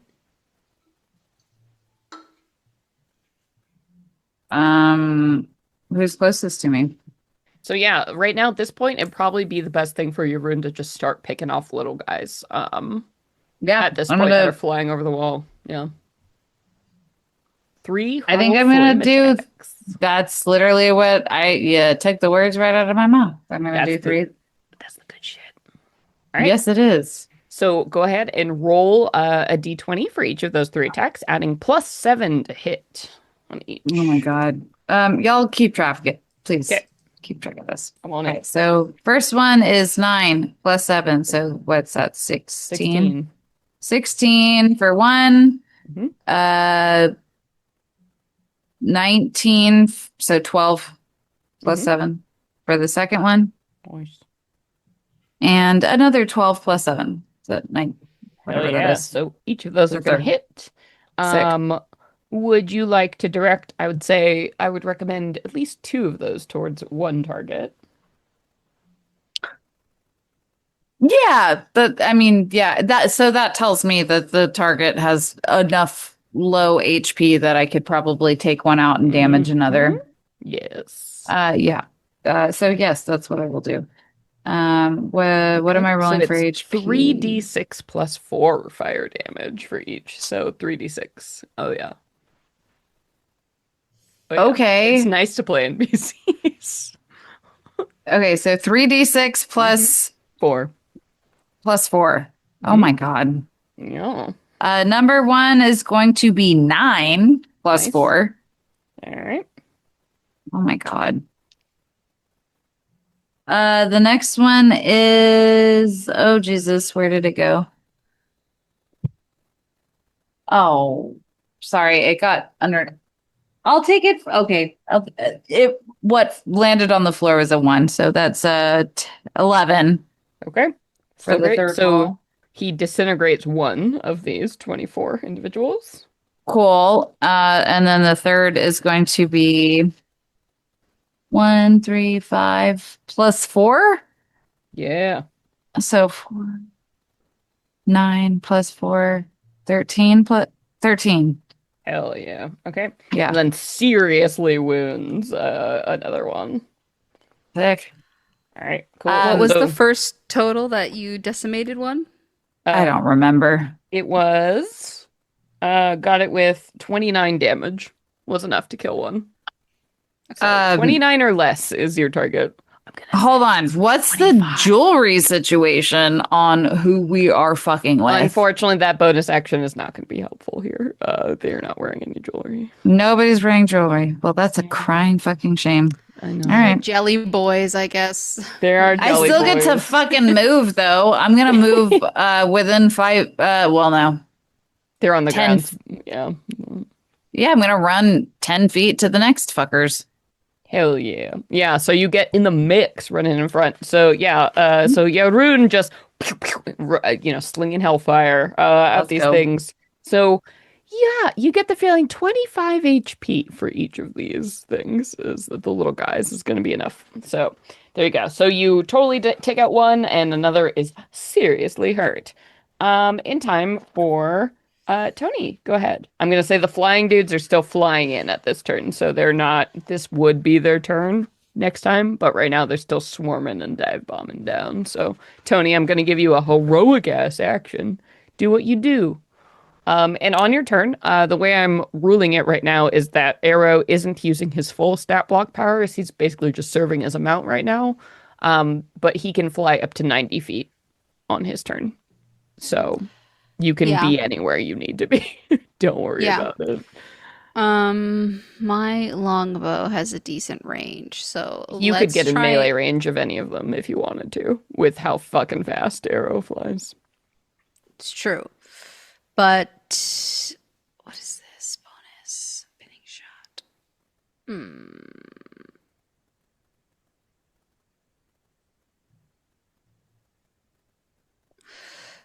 Okay. Let's get in within melee range. Oh yeah, let's call some bros. You're coming with me, Morana. Yeah, you want to be up in the mix of them, right? Like up in the Yeah. swarm. Yeah. Up in that That's where swarm. Marana wants to be, I'm sure, too. All right. Let's roll. Okay, and then with I do have my shield out, Nice. and also because Marana is behind me, so I think that will be useful. Yep, And counts as an adjacent ally. Yep. I will, with my radiant sword, go in Cool. for a melee attack Always on the good. first boy. fucker we see. Yeah. Oh, that's a bonus action. Ooh, will a 14 hit? A 14 is just one too little. Oh, Do you have any luck to spend? Yeah, do you have luck? Can I give you luck? No. I you don't do have- have Oh. luck actually. I have You one could point spend of luck. luck because you can always spend luck 1 for 1 to increase a roll. So you could spend 1 luck point to Oh. make this a 15. Then which is I what shall you do need. that. There you go. Then mark it off your sheet, and that's how luck works. So you can either 1 for Woo! 1 or 3 to get a reroll. Got it. Okay. Don't So yeah. forget to track luck every time you miss something. Well, once per turn when you miss something. And So that's Sage 14. will help me remind you as this is helping. The way Is you this a look. Tony thing or is this like a Luck is No, a it's whole new mechanic. mechanic in Tales of the Valiant. That's That replaced everyone does. inspiration. Whenever you fail Okay. a save or miss an attack roll, You get a luck I have point. a belt of luck. Which is Don't why you I have a was belt of asking. ogre strength? No, you have a stone of luck, which A is something different. It gives you a benefit Wow. on something I still else. rolled very Oh, yeah. low on my damage, but that's going to be 6 piercing from the sword and then another 3 radiant from Nice. the Okay, radiance. cool. All right. You deal But then a with big ol' my blow. additional attack, Exactly. my multi attack, ooh, that's lovely. That's going to be 26 to hit. Ooh, yes. Ooh, yes. And that will be, wow, My goodness. a little better. Another 6 piercing from the sword and then 8 radiant. Oh, that's enough. You slice through one of these fuckers. Woo! All right, describe to me. Bye-bye. There's gonna be a lot of this. Imagine like it's like a Constantine moment, where he's fighting through those fucking waves of like little winged imps, right? And they're just I like have not fucking seen exploding. Constantine, but okay. What?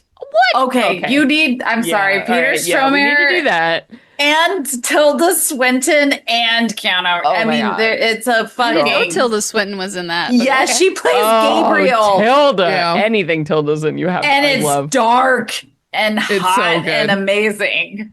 Oh my God. Okay. If you're It's ever on my like, list then. why Keanu Reeves? Like that's why. But also, Peter Stormare is also really yeah, they're hot as Satan. Like, oh, Anyway, yeah, watch Sorry. that. But okay, but you're yes, like Definitely jelly. do. So give me a fucking wild every time you kill one, please. Some like whatever goddamn nonsense you want. You're a hell raising like demon killing fool right now. So whatever. I think this being the first one, it's just getting reacquainted with fighting on top of arrows. So Yeah. she's mostly like slashing and wielding, and finally gets a nice good cut through one of the wings on the first guy that she's attacked, and the wing just rips clean off and it plummets to the ground. Oh wait, have you seen Van Helsing?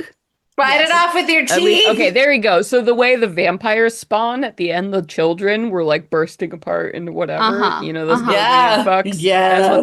That's big, that energy. Mhm. I Love that. gotcha. Love that. Love Yeah, Van so it just Helsing. Oh my god! like, guys, everybody was so you have hot to. in that So movie. good. Yeah. Everyone's so hot. It doesn't even matter that the movie's not good. It's so good. Oh no, it's No, because it's so everybody good. was Yeah. so fucking fine. Even Oh. they had Faramir Beautiful play vampires. Igor or whatever the fuck. The weird fucking- energy. The good weird energy. Oh that my you need. god! Everybody Okay, was so so fuck yeah. attractive. All right. So that was just your second attack. Do you have another one? I feel like you probably do. Yes? No. Oh wait. No? No. Yeah, it's just that too. Okay. Right? What do you want to do for your bonus action? I know you got bonus actions. I don't think I have a. Well, other than my guarding, so that if anyone goes after, Marana, I get to attack as well. Cool. So But yeah, that's your bonus action to assume that, right? Like you're like designating. Yes. Okay. All right. So use your bonus action to designate Morana. Oh You wait, could I guess I do also- have an action. I forgot I have an action. See, I forget shit all the time. I have an action surge. Let's action surge. Do you want to do that now, or do you want to save that for the big guy? I feel like the fast. Wait, fine. can you action surge while you're I'm giving in you air? a DM. Yeah. Do you want to save that for the big guy? Look. So Yeah, I'll save it for the big guy. Okay. Yeah, I think you should. I think that's. Because I'm waiting. I have things Yeah. up my sleeve. I think you should Yeah, save that. I for don't the need big much guy. convincing. You ask me a question, I get it. I'll wait. Yeah. I got you, boo. All right. So you protecting your allies. I love it. I love that for you. Wonderful. So that's going to carry us down to the marshals. All right. We want to fire off some siege weapons, homies. So Pew, I gave you. pew. Yeah. So I gave you both these statistics for these siege weapons here. You know what? I would like to elect, if you're cool with it, I think you should ask Sage to roll for these because Sage is a ridiculous. Also, you have a weird Godless magical beast. touch with rolls. Yeah. I remember. I have not forgotten. If I were you, I would ask Sage to roll these, but I'm not your dad, so do whatever you want. Let us also not put too much pomp and circumstance because we also don't want to jinx it. I think ceremoniously. I think Sage is immune to the jinx. Sage I cannot don't be know if jinxed. you've. I I know don't if you've think seen this anyone show. is the immune only- to it. Oh no! I am I've combating seen the it. jinx, Sage. I am actively No, combating.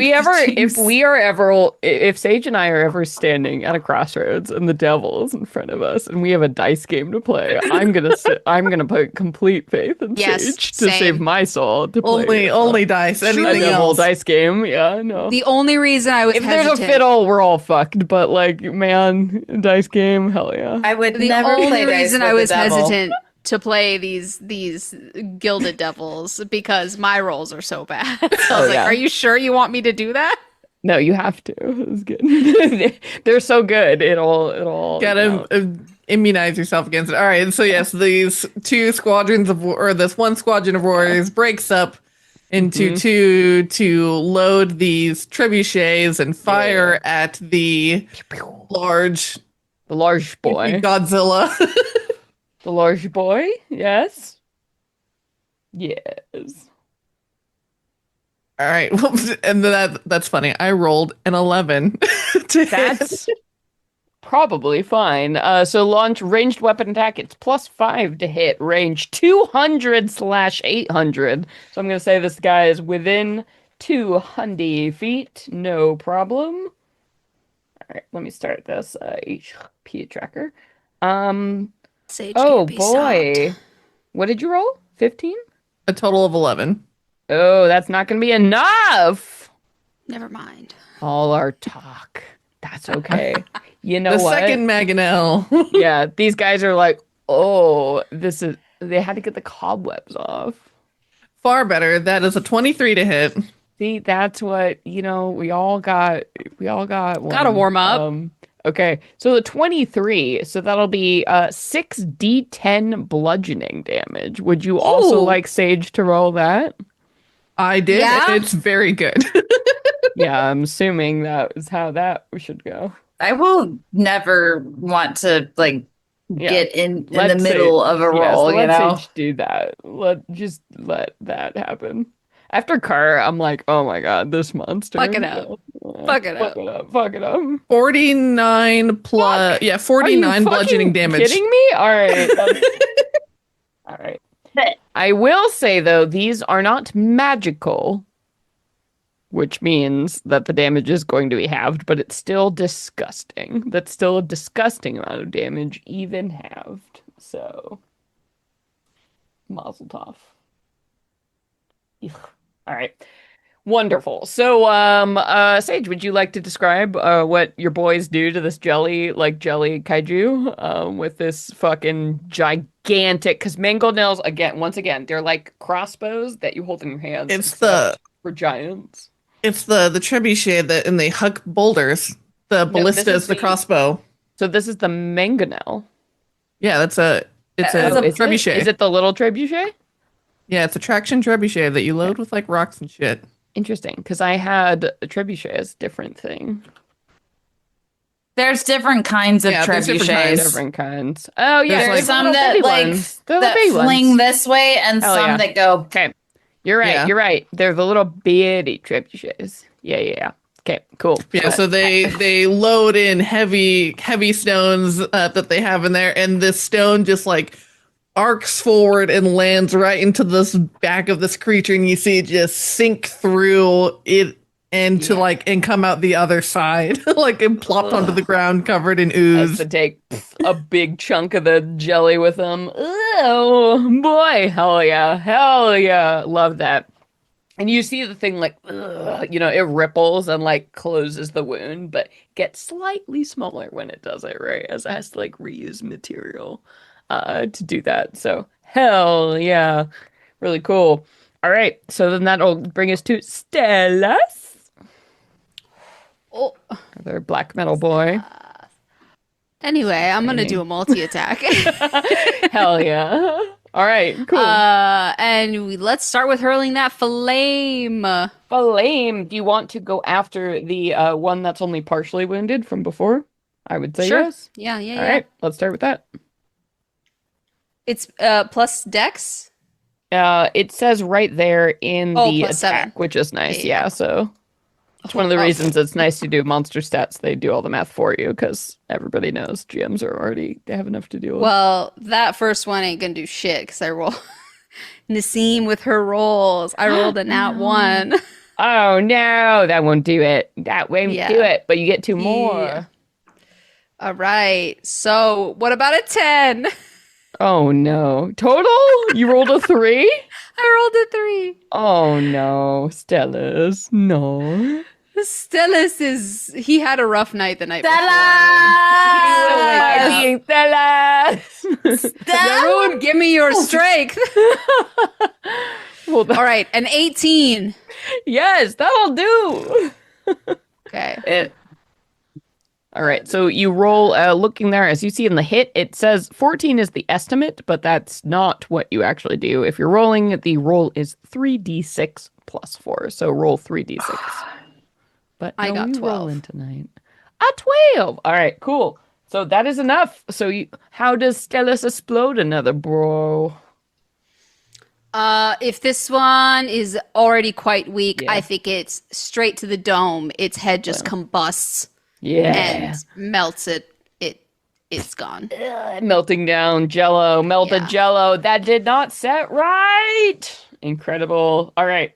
So we go ahead and we move on to, oh no, our big boy, our big old boy finally gets to the situation. And he, let me even see if he needs to step over the wall to destroy. He's already No. there. Yeah. Well, because the thing is, his acid bolt attacks are a range of 120 feet. So what he's gonna do is just like be good where he at 120 feet away on the other side of the wall. And just throw them at you because yeah, why not? So he's gonna go ahead and throw two at you all on the back of your darling alicorn, and then he's going to throw another two at the siege weapon, one of the siege weapons that punched his He balls. gets So, 4. yep. He's a very scary dude. I'm just gonna tell you right now. If you couldn't tell from the kaiju nonsense, yeah, here we go. All right. So hitting arrow. Well, 21 to hit. Wonderful. Okay. Range. Yep, yep, yep, yep, yep, yep. I'm gonna say this is going to Tony because I think that would be actually, I know it feels wrong, but it's gonna be kinder to you to go to Tony than your horse. 36 acid damage, Tony, is gonna hit you with that first bolt. Let's have the second one go to Marana. How about that? Don't Does this count as a melee attack? Nope. what does Um, this count as? A this is magical a attack? ranged spell attack. I guess that Well, makes all right, sense. hold the fucking phone. I'm looking for my reaction. I don't know. I think I I don't could think kind of, so. I don't think you can do anything about this, Marana. yeah, probably not. Okay, Yeah, I 22 to can't either. you. I'm gonna assume that hits you. Yep, yep, yep, yep. Okay, so that'll be 27 acid damage to you, my dear cleric. 27. Indeed. And I'm about to attack your mangonel. So Sage, if you could actually babysit the mangonels here. Yeah, I got it. All right, cool. I'm about to deal. Okay, I rolled. Oh yeah, like 20 something. I'm sure that hits them. The first Yeah, one. AC 15. Okay, yep. 22 damage. For the first Cool hit. beans. Okay. The second one is also going to hit for sure. Hitting who? The things. That's The right. mangonel, so it's Yeah, destroying yeah. the siege weapons. That's going to be a 27 to the same one. Yep. Okay. Is it still functional? Yeah. Okay. All right. So it takes a big chunk out of that other one, but it is still active. Okay. And that's the big boy. So Marana, we come to you now. Fucking spirit guardians. What? Jesus fucking Christ. And then I want to cast a goddamn bonus action, which It is going to be. depends. It has to be a cantrip because Spirit Guardians is a spell of second or third circle. I did my thing. I'm stuck on the back of a flying horse. Cool. You're stuck on the back of a flying horse. We all wish we could be on the back of. No, I know. I know. We're Well, not. You I'm can speak- communicate to me if you'd like to move in a certain direction, and I'd have us Mm-hmm. move. Yes. That's a great idea.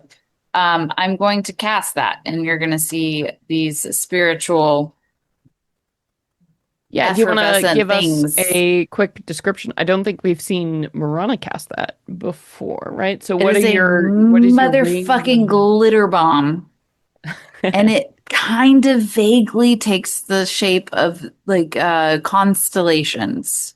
Cool. And you don't really know what the constellation is, but it gives you the vibe of constellations. And that is what's encircling us, is like kind of, think of like, like Greek or not Greek. I mean, every culture fucking did star charts. So whatever the culture is, star charts, global sphere surrounding us. That is our spirit guardian. And it is radiant. And I'm just like, hey, we got a bubble that if these assholes try to come in, they're gonna get damaged. They Yeah. have to try to hit us. So maybe we should fly into the thickest part of all this shit, and that will allow us the opportunity to fire more damage onto them, Yeah. So which is what I want to do. I'm gonna say just when you conjure it, immediately you're instantly surrounded by a bunch of dudes. So that would be in 8 different spaces there. So I am racing right now to actually look for the specific Death Cleric from TOV, the final form here. Sage, could you look up real quick what the spiritual weapon damage would be for? I think it's like 3d8 at this level. Oh, for Wait, spirit guardians? I Yeah. have it. Okay. I have it Yeah, right if you here. found it right there. Yeah, it is 3d8 radiant damage. Yeah. I mean, am I at a higher level? Like, what's my circle for this? I'm casting it at the third circle. Yeah, I Like, think, and then what's the radius? And just double check for me. It's when you, 15 feet. okay, and then it's when you summon it, right? And it's not when creatures enter it for the first time. Yeah, when you cast it and then when they enter it for the first time on their turns. Yeah, okay. So you're going to deal that damage right now. So go ahead and roll 3d8, because you're going to hit a bunch of dudes immediately with Oh, this they're already as on you my. summon. Yeah, And they have to make a wisdom save. Yeah, so this is the fun Yes. of being on the Thank back you. of a flying horse. You're like Yeah. up in the thick of it right now. All right, 3d8. I've got there's no extra things on it, is there? I'll just give you my naked rolls, and if they have anything extra, because I already closed the book. I've got 6, 2, and 3. Yeah. 11. That's the, yeah, 11. So that for that though, which is great because it happens to 7 devils that are like floating around you right now, all take that much damage. The only reason you didn't get 8 is because Nassim just killed one, like with Tony. So like they all immediately, you take that as it's going around. So it's a huge fucking deal. And it continues to persist for as long as you concentrate on it. So yeah, as long wherever arrow flies, glitter is just like eating into the hearts of these fools. Hell yeah. Good Spirit shit. Guardian. Spirit Damn, I'm Guardian, gonna. I one of the want best spells in the This game. round is crazy. We're still on the first round. I know. Yeah. I'm But we're trying to flying impress. on your pony, Yes. and Yeah. now we have a glittering constellation orb of fuck you See, I'm trying to if you impress get in our upon you bubble. that you all can handle an army of like 40 dudes. from Yeah, it's hell. not just us though, man. We have an Oh, no. alicord. We have these people Y'all on are the siege crazy. weapons. Dude, Y'all I'm are- ready to fucking spike shit with my Hell yeah. Biden. I just can't reach them because I'm flying. Yeah. Hell Is how Marana feels. So But you but she's also super stoked she's on the back of Arrow because oh my god. yeah. You deal a ring of terror around these things. And then the last turn of the round goes to the mages. And I'm going to go ahead and just roll for them in general as they are. Yes. So you see like a rain of, and when I say mages, it's like any range casts, right? So you're seeing like Eldritch Blasts and Fire Oh, I love Bolts them. and Cold, you know, like spells, like those basic spells that are long range cantrips, you know, first like circle stuff, but it's enough. Like as they are just doing their best, you're seeing people basically in their fucking nightgowns, right? Because they're mages. You know, all the people who have a little bit of magic but are devoted to these Diabolists, giving their fucking all, slinging spells on the ground, like trying to hold down this fort here. And you see a couple of these weakened demons, right, from Marana's like spellfire. They're like concentrating and taking out a few of these things, and they're turning to like just incinerating jelly on the ground.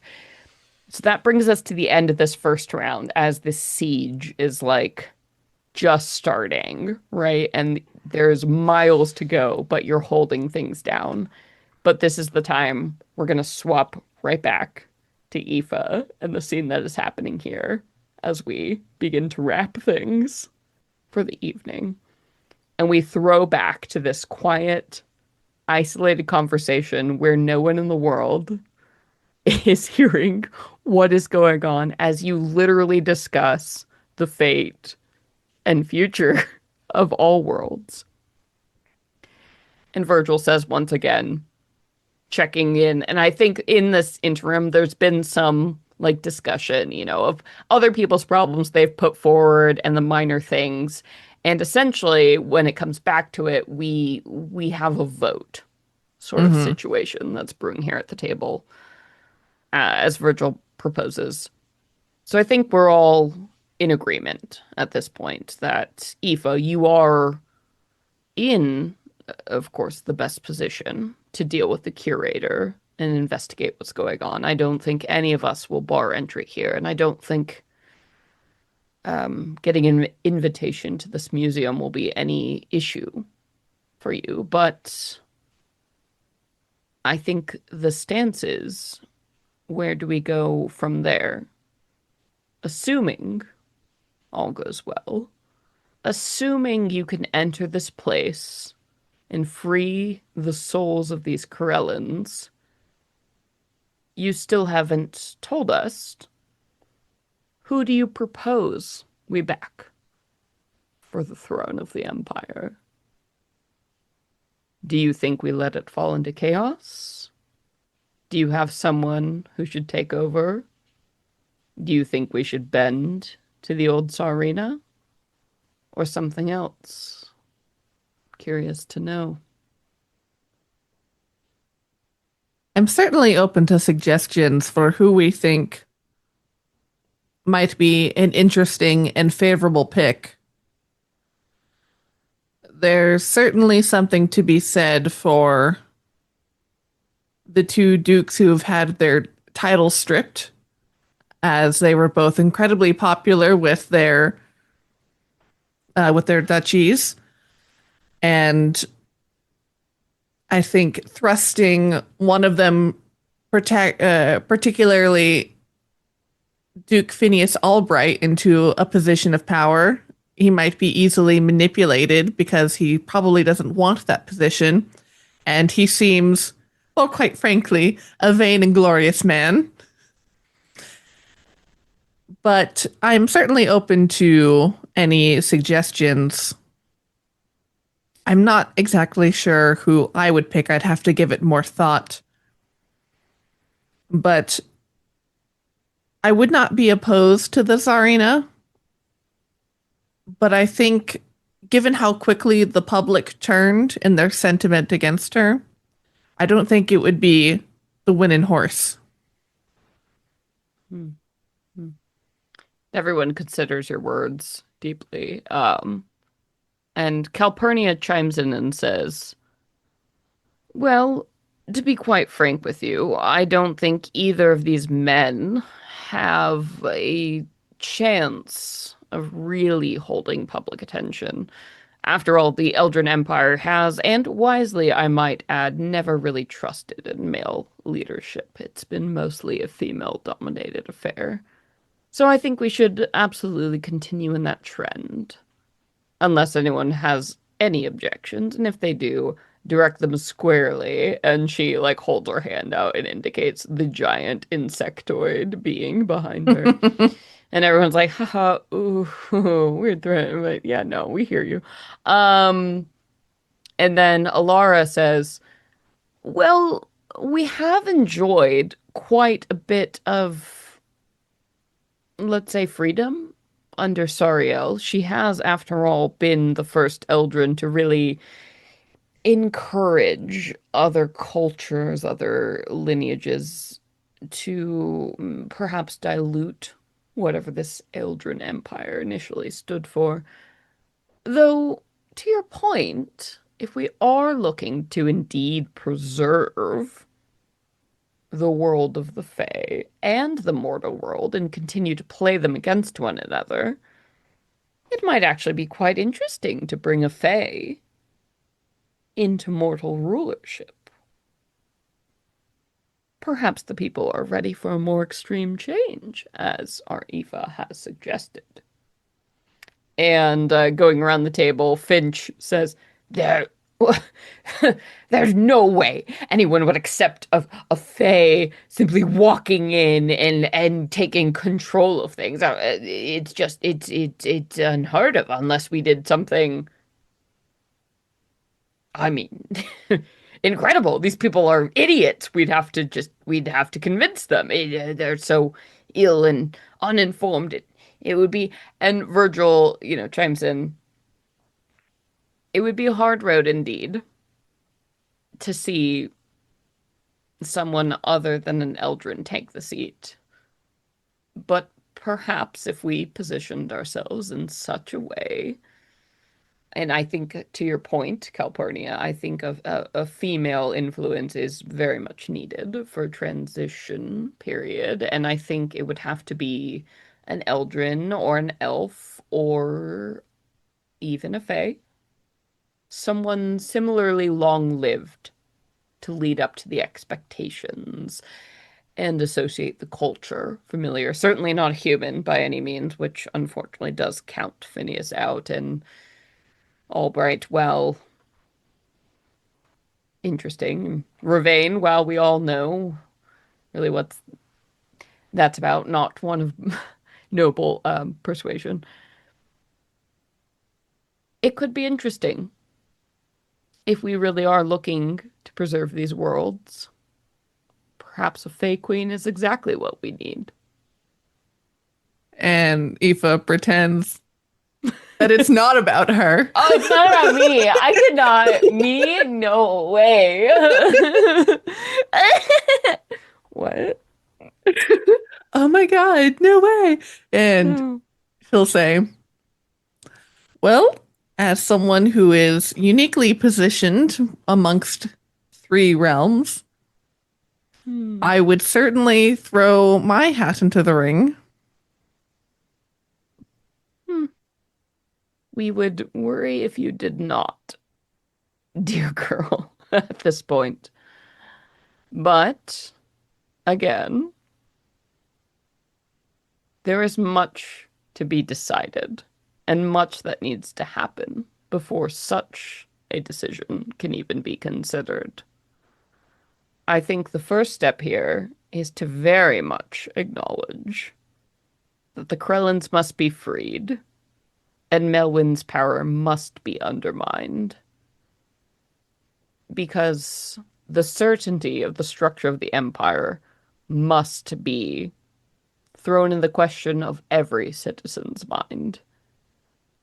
Before anything close to a Fae could assume power, this fiction, this strange ghost story, this enemy that the Empire currently has around the Fae and what they are and their influence, it must be dissolved. I Indeed, quite agree. if you are working towards some kind of alliance or bridge, I see that as the only possibility to gaining acceptance in whatever this future is that we're talking about in purely allegorical terms. But it is certainly interesting. And it is certainly interesting that you have come to us in this moment, Aoife, and even more so that you are willing to work with us in whatever is to come.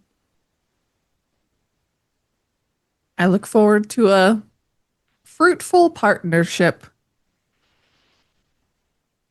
Well then, if no one else is opposed, I think we place our offerings upon the table for our guest for this evening. Dear Lord Asmodeus, thank you for hosting us within your domain. But I think we have accomplished what we have set out here to do.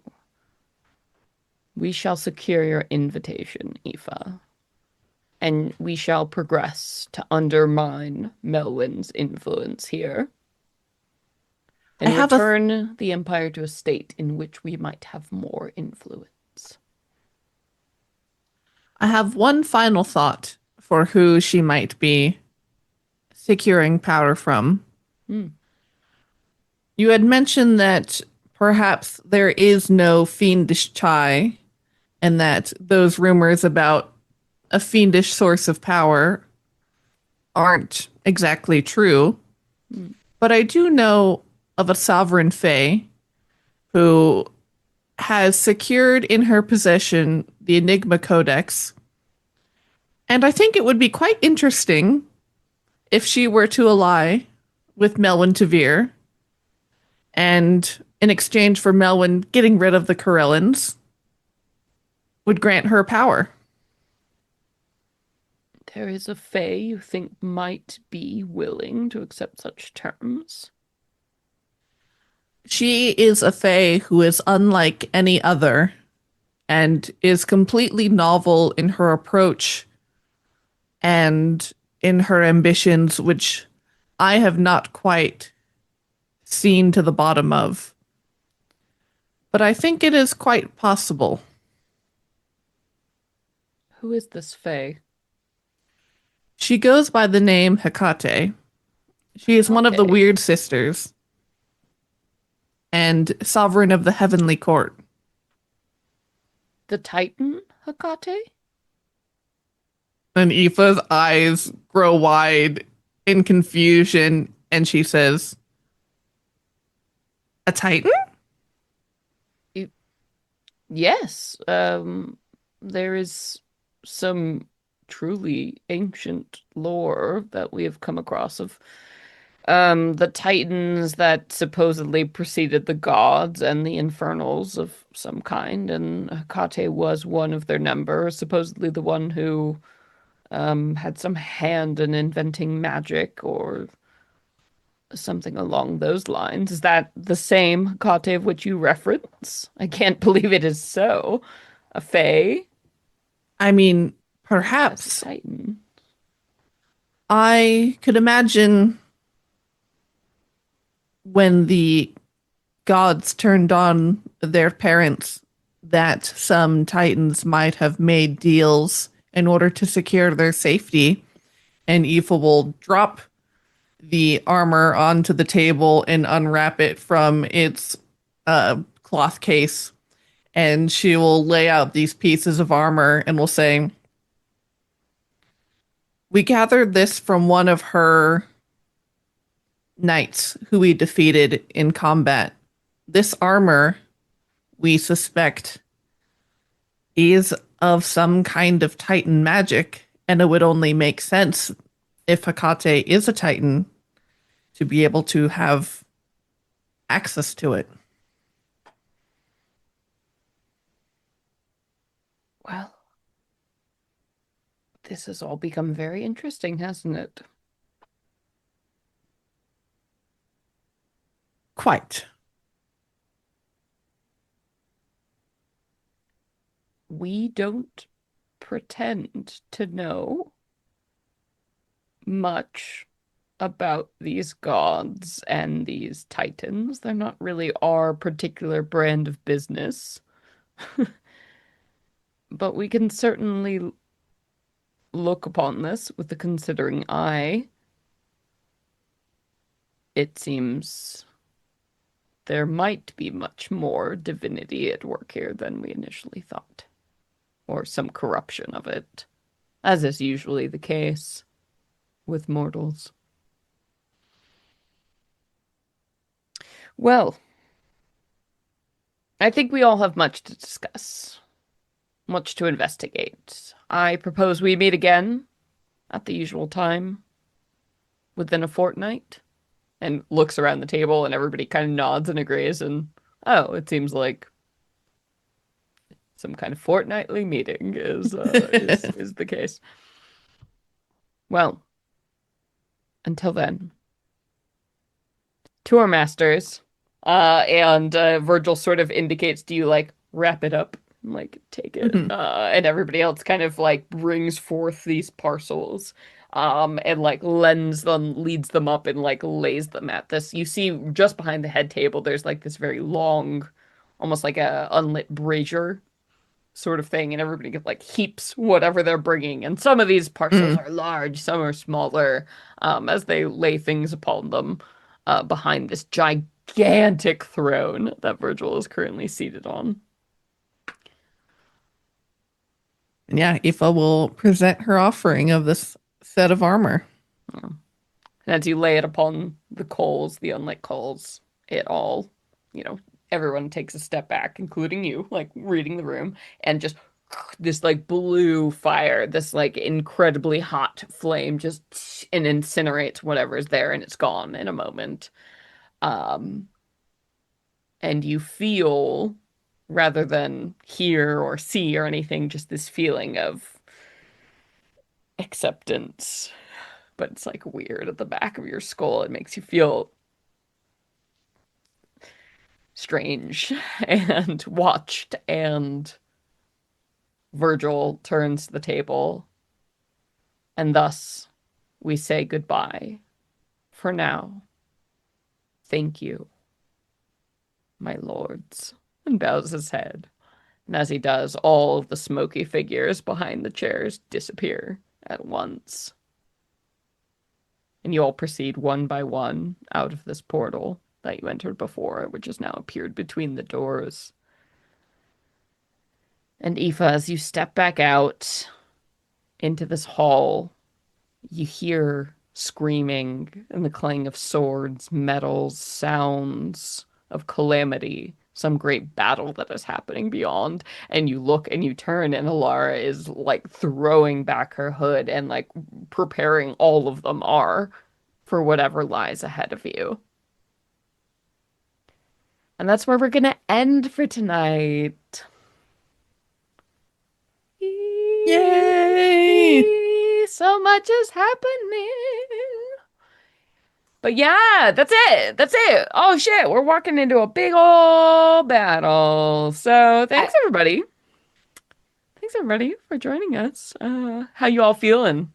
I have so many fucking questions. I have so Yeah. many fucking questions. I have questions.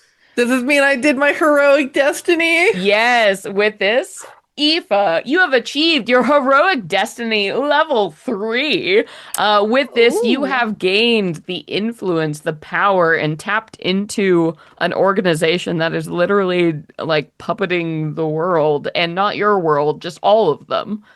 Sitting there, this eternal kind of council that is sitting in between things. So, abso-fucking-lutely, yes, your heroic destiny advances.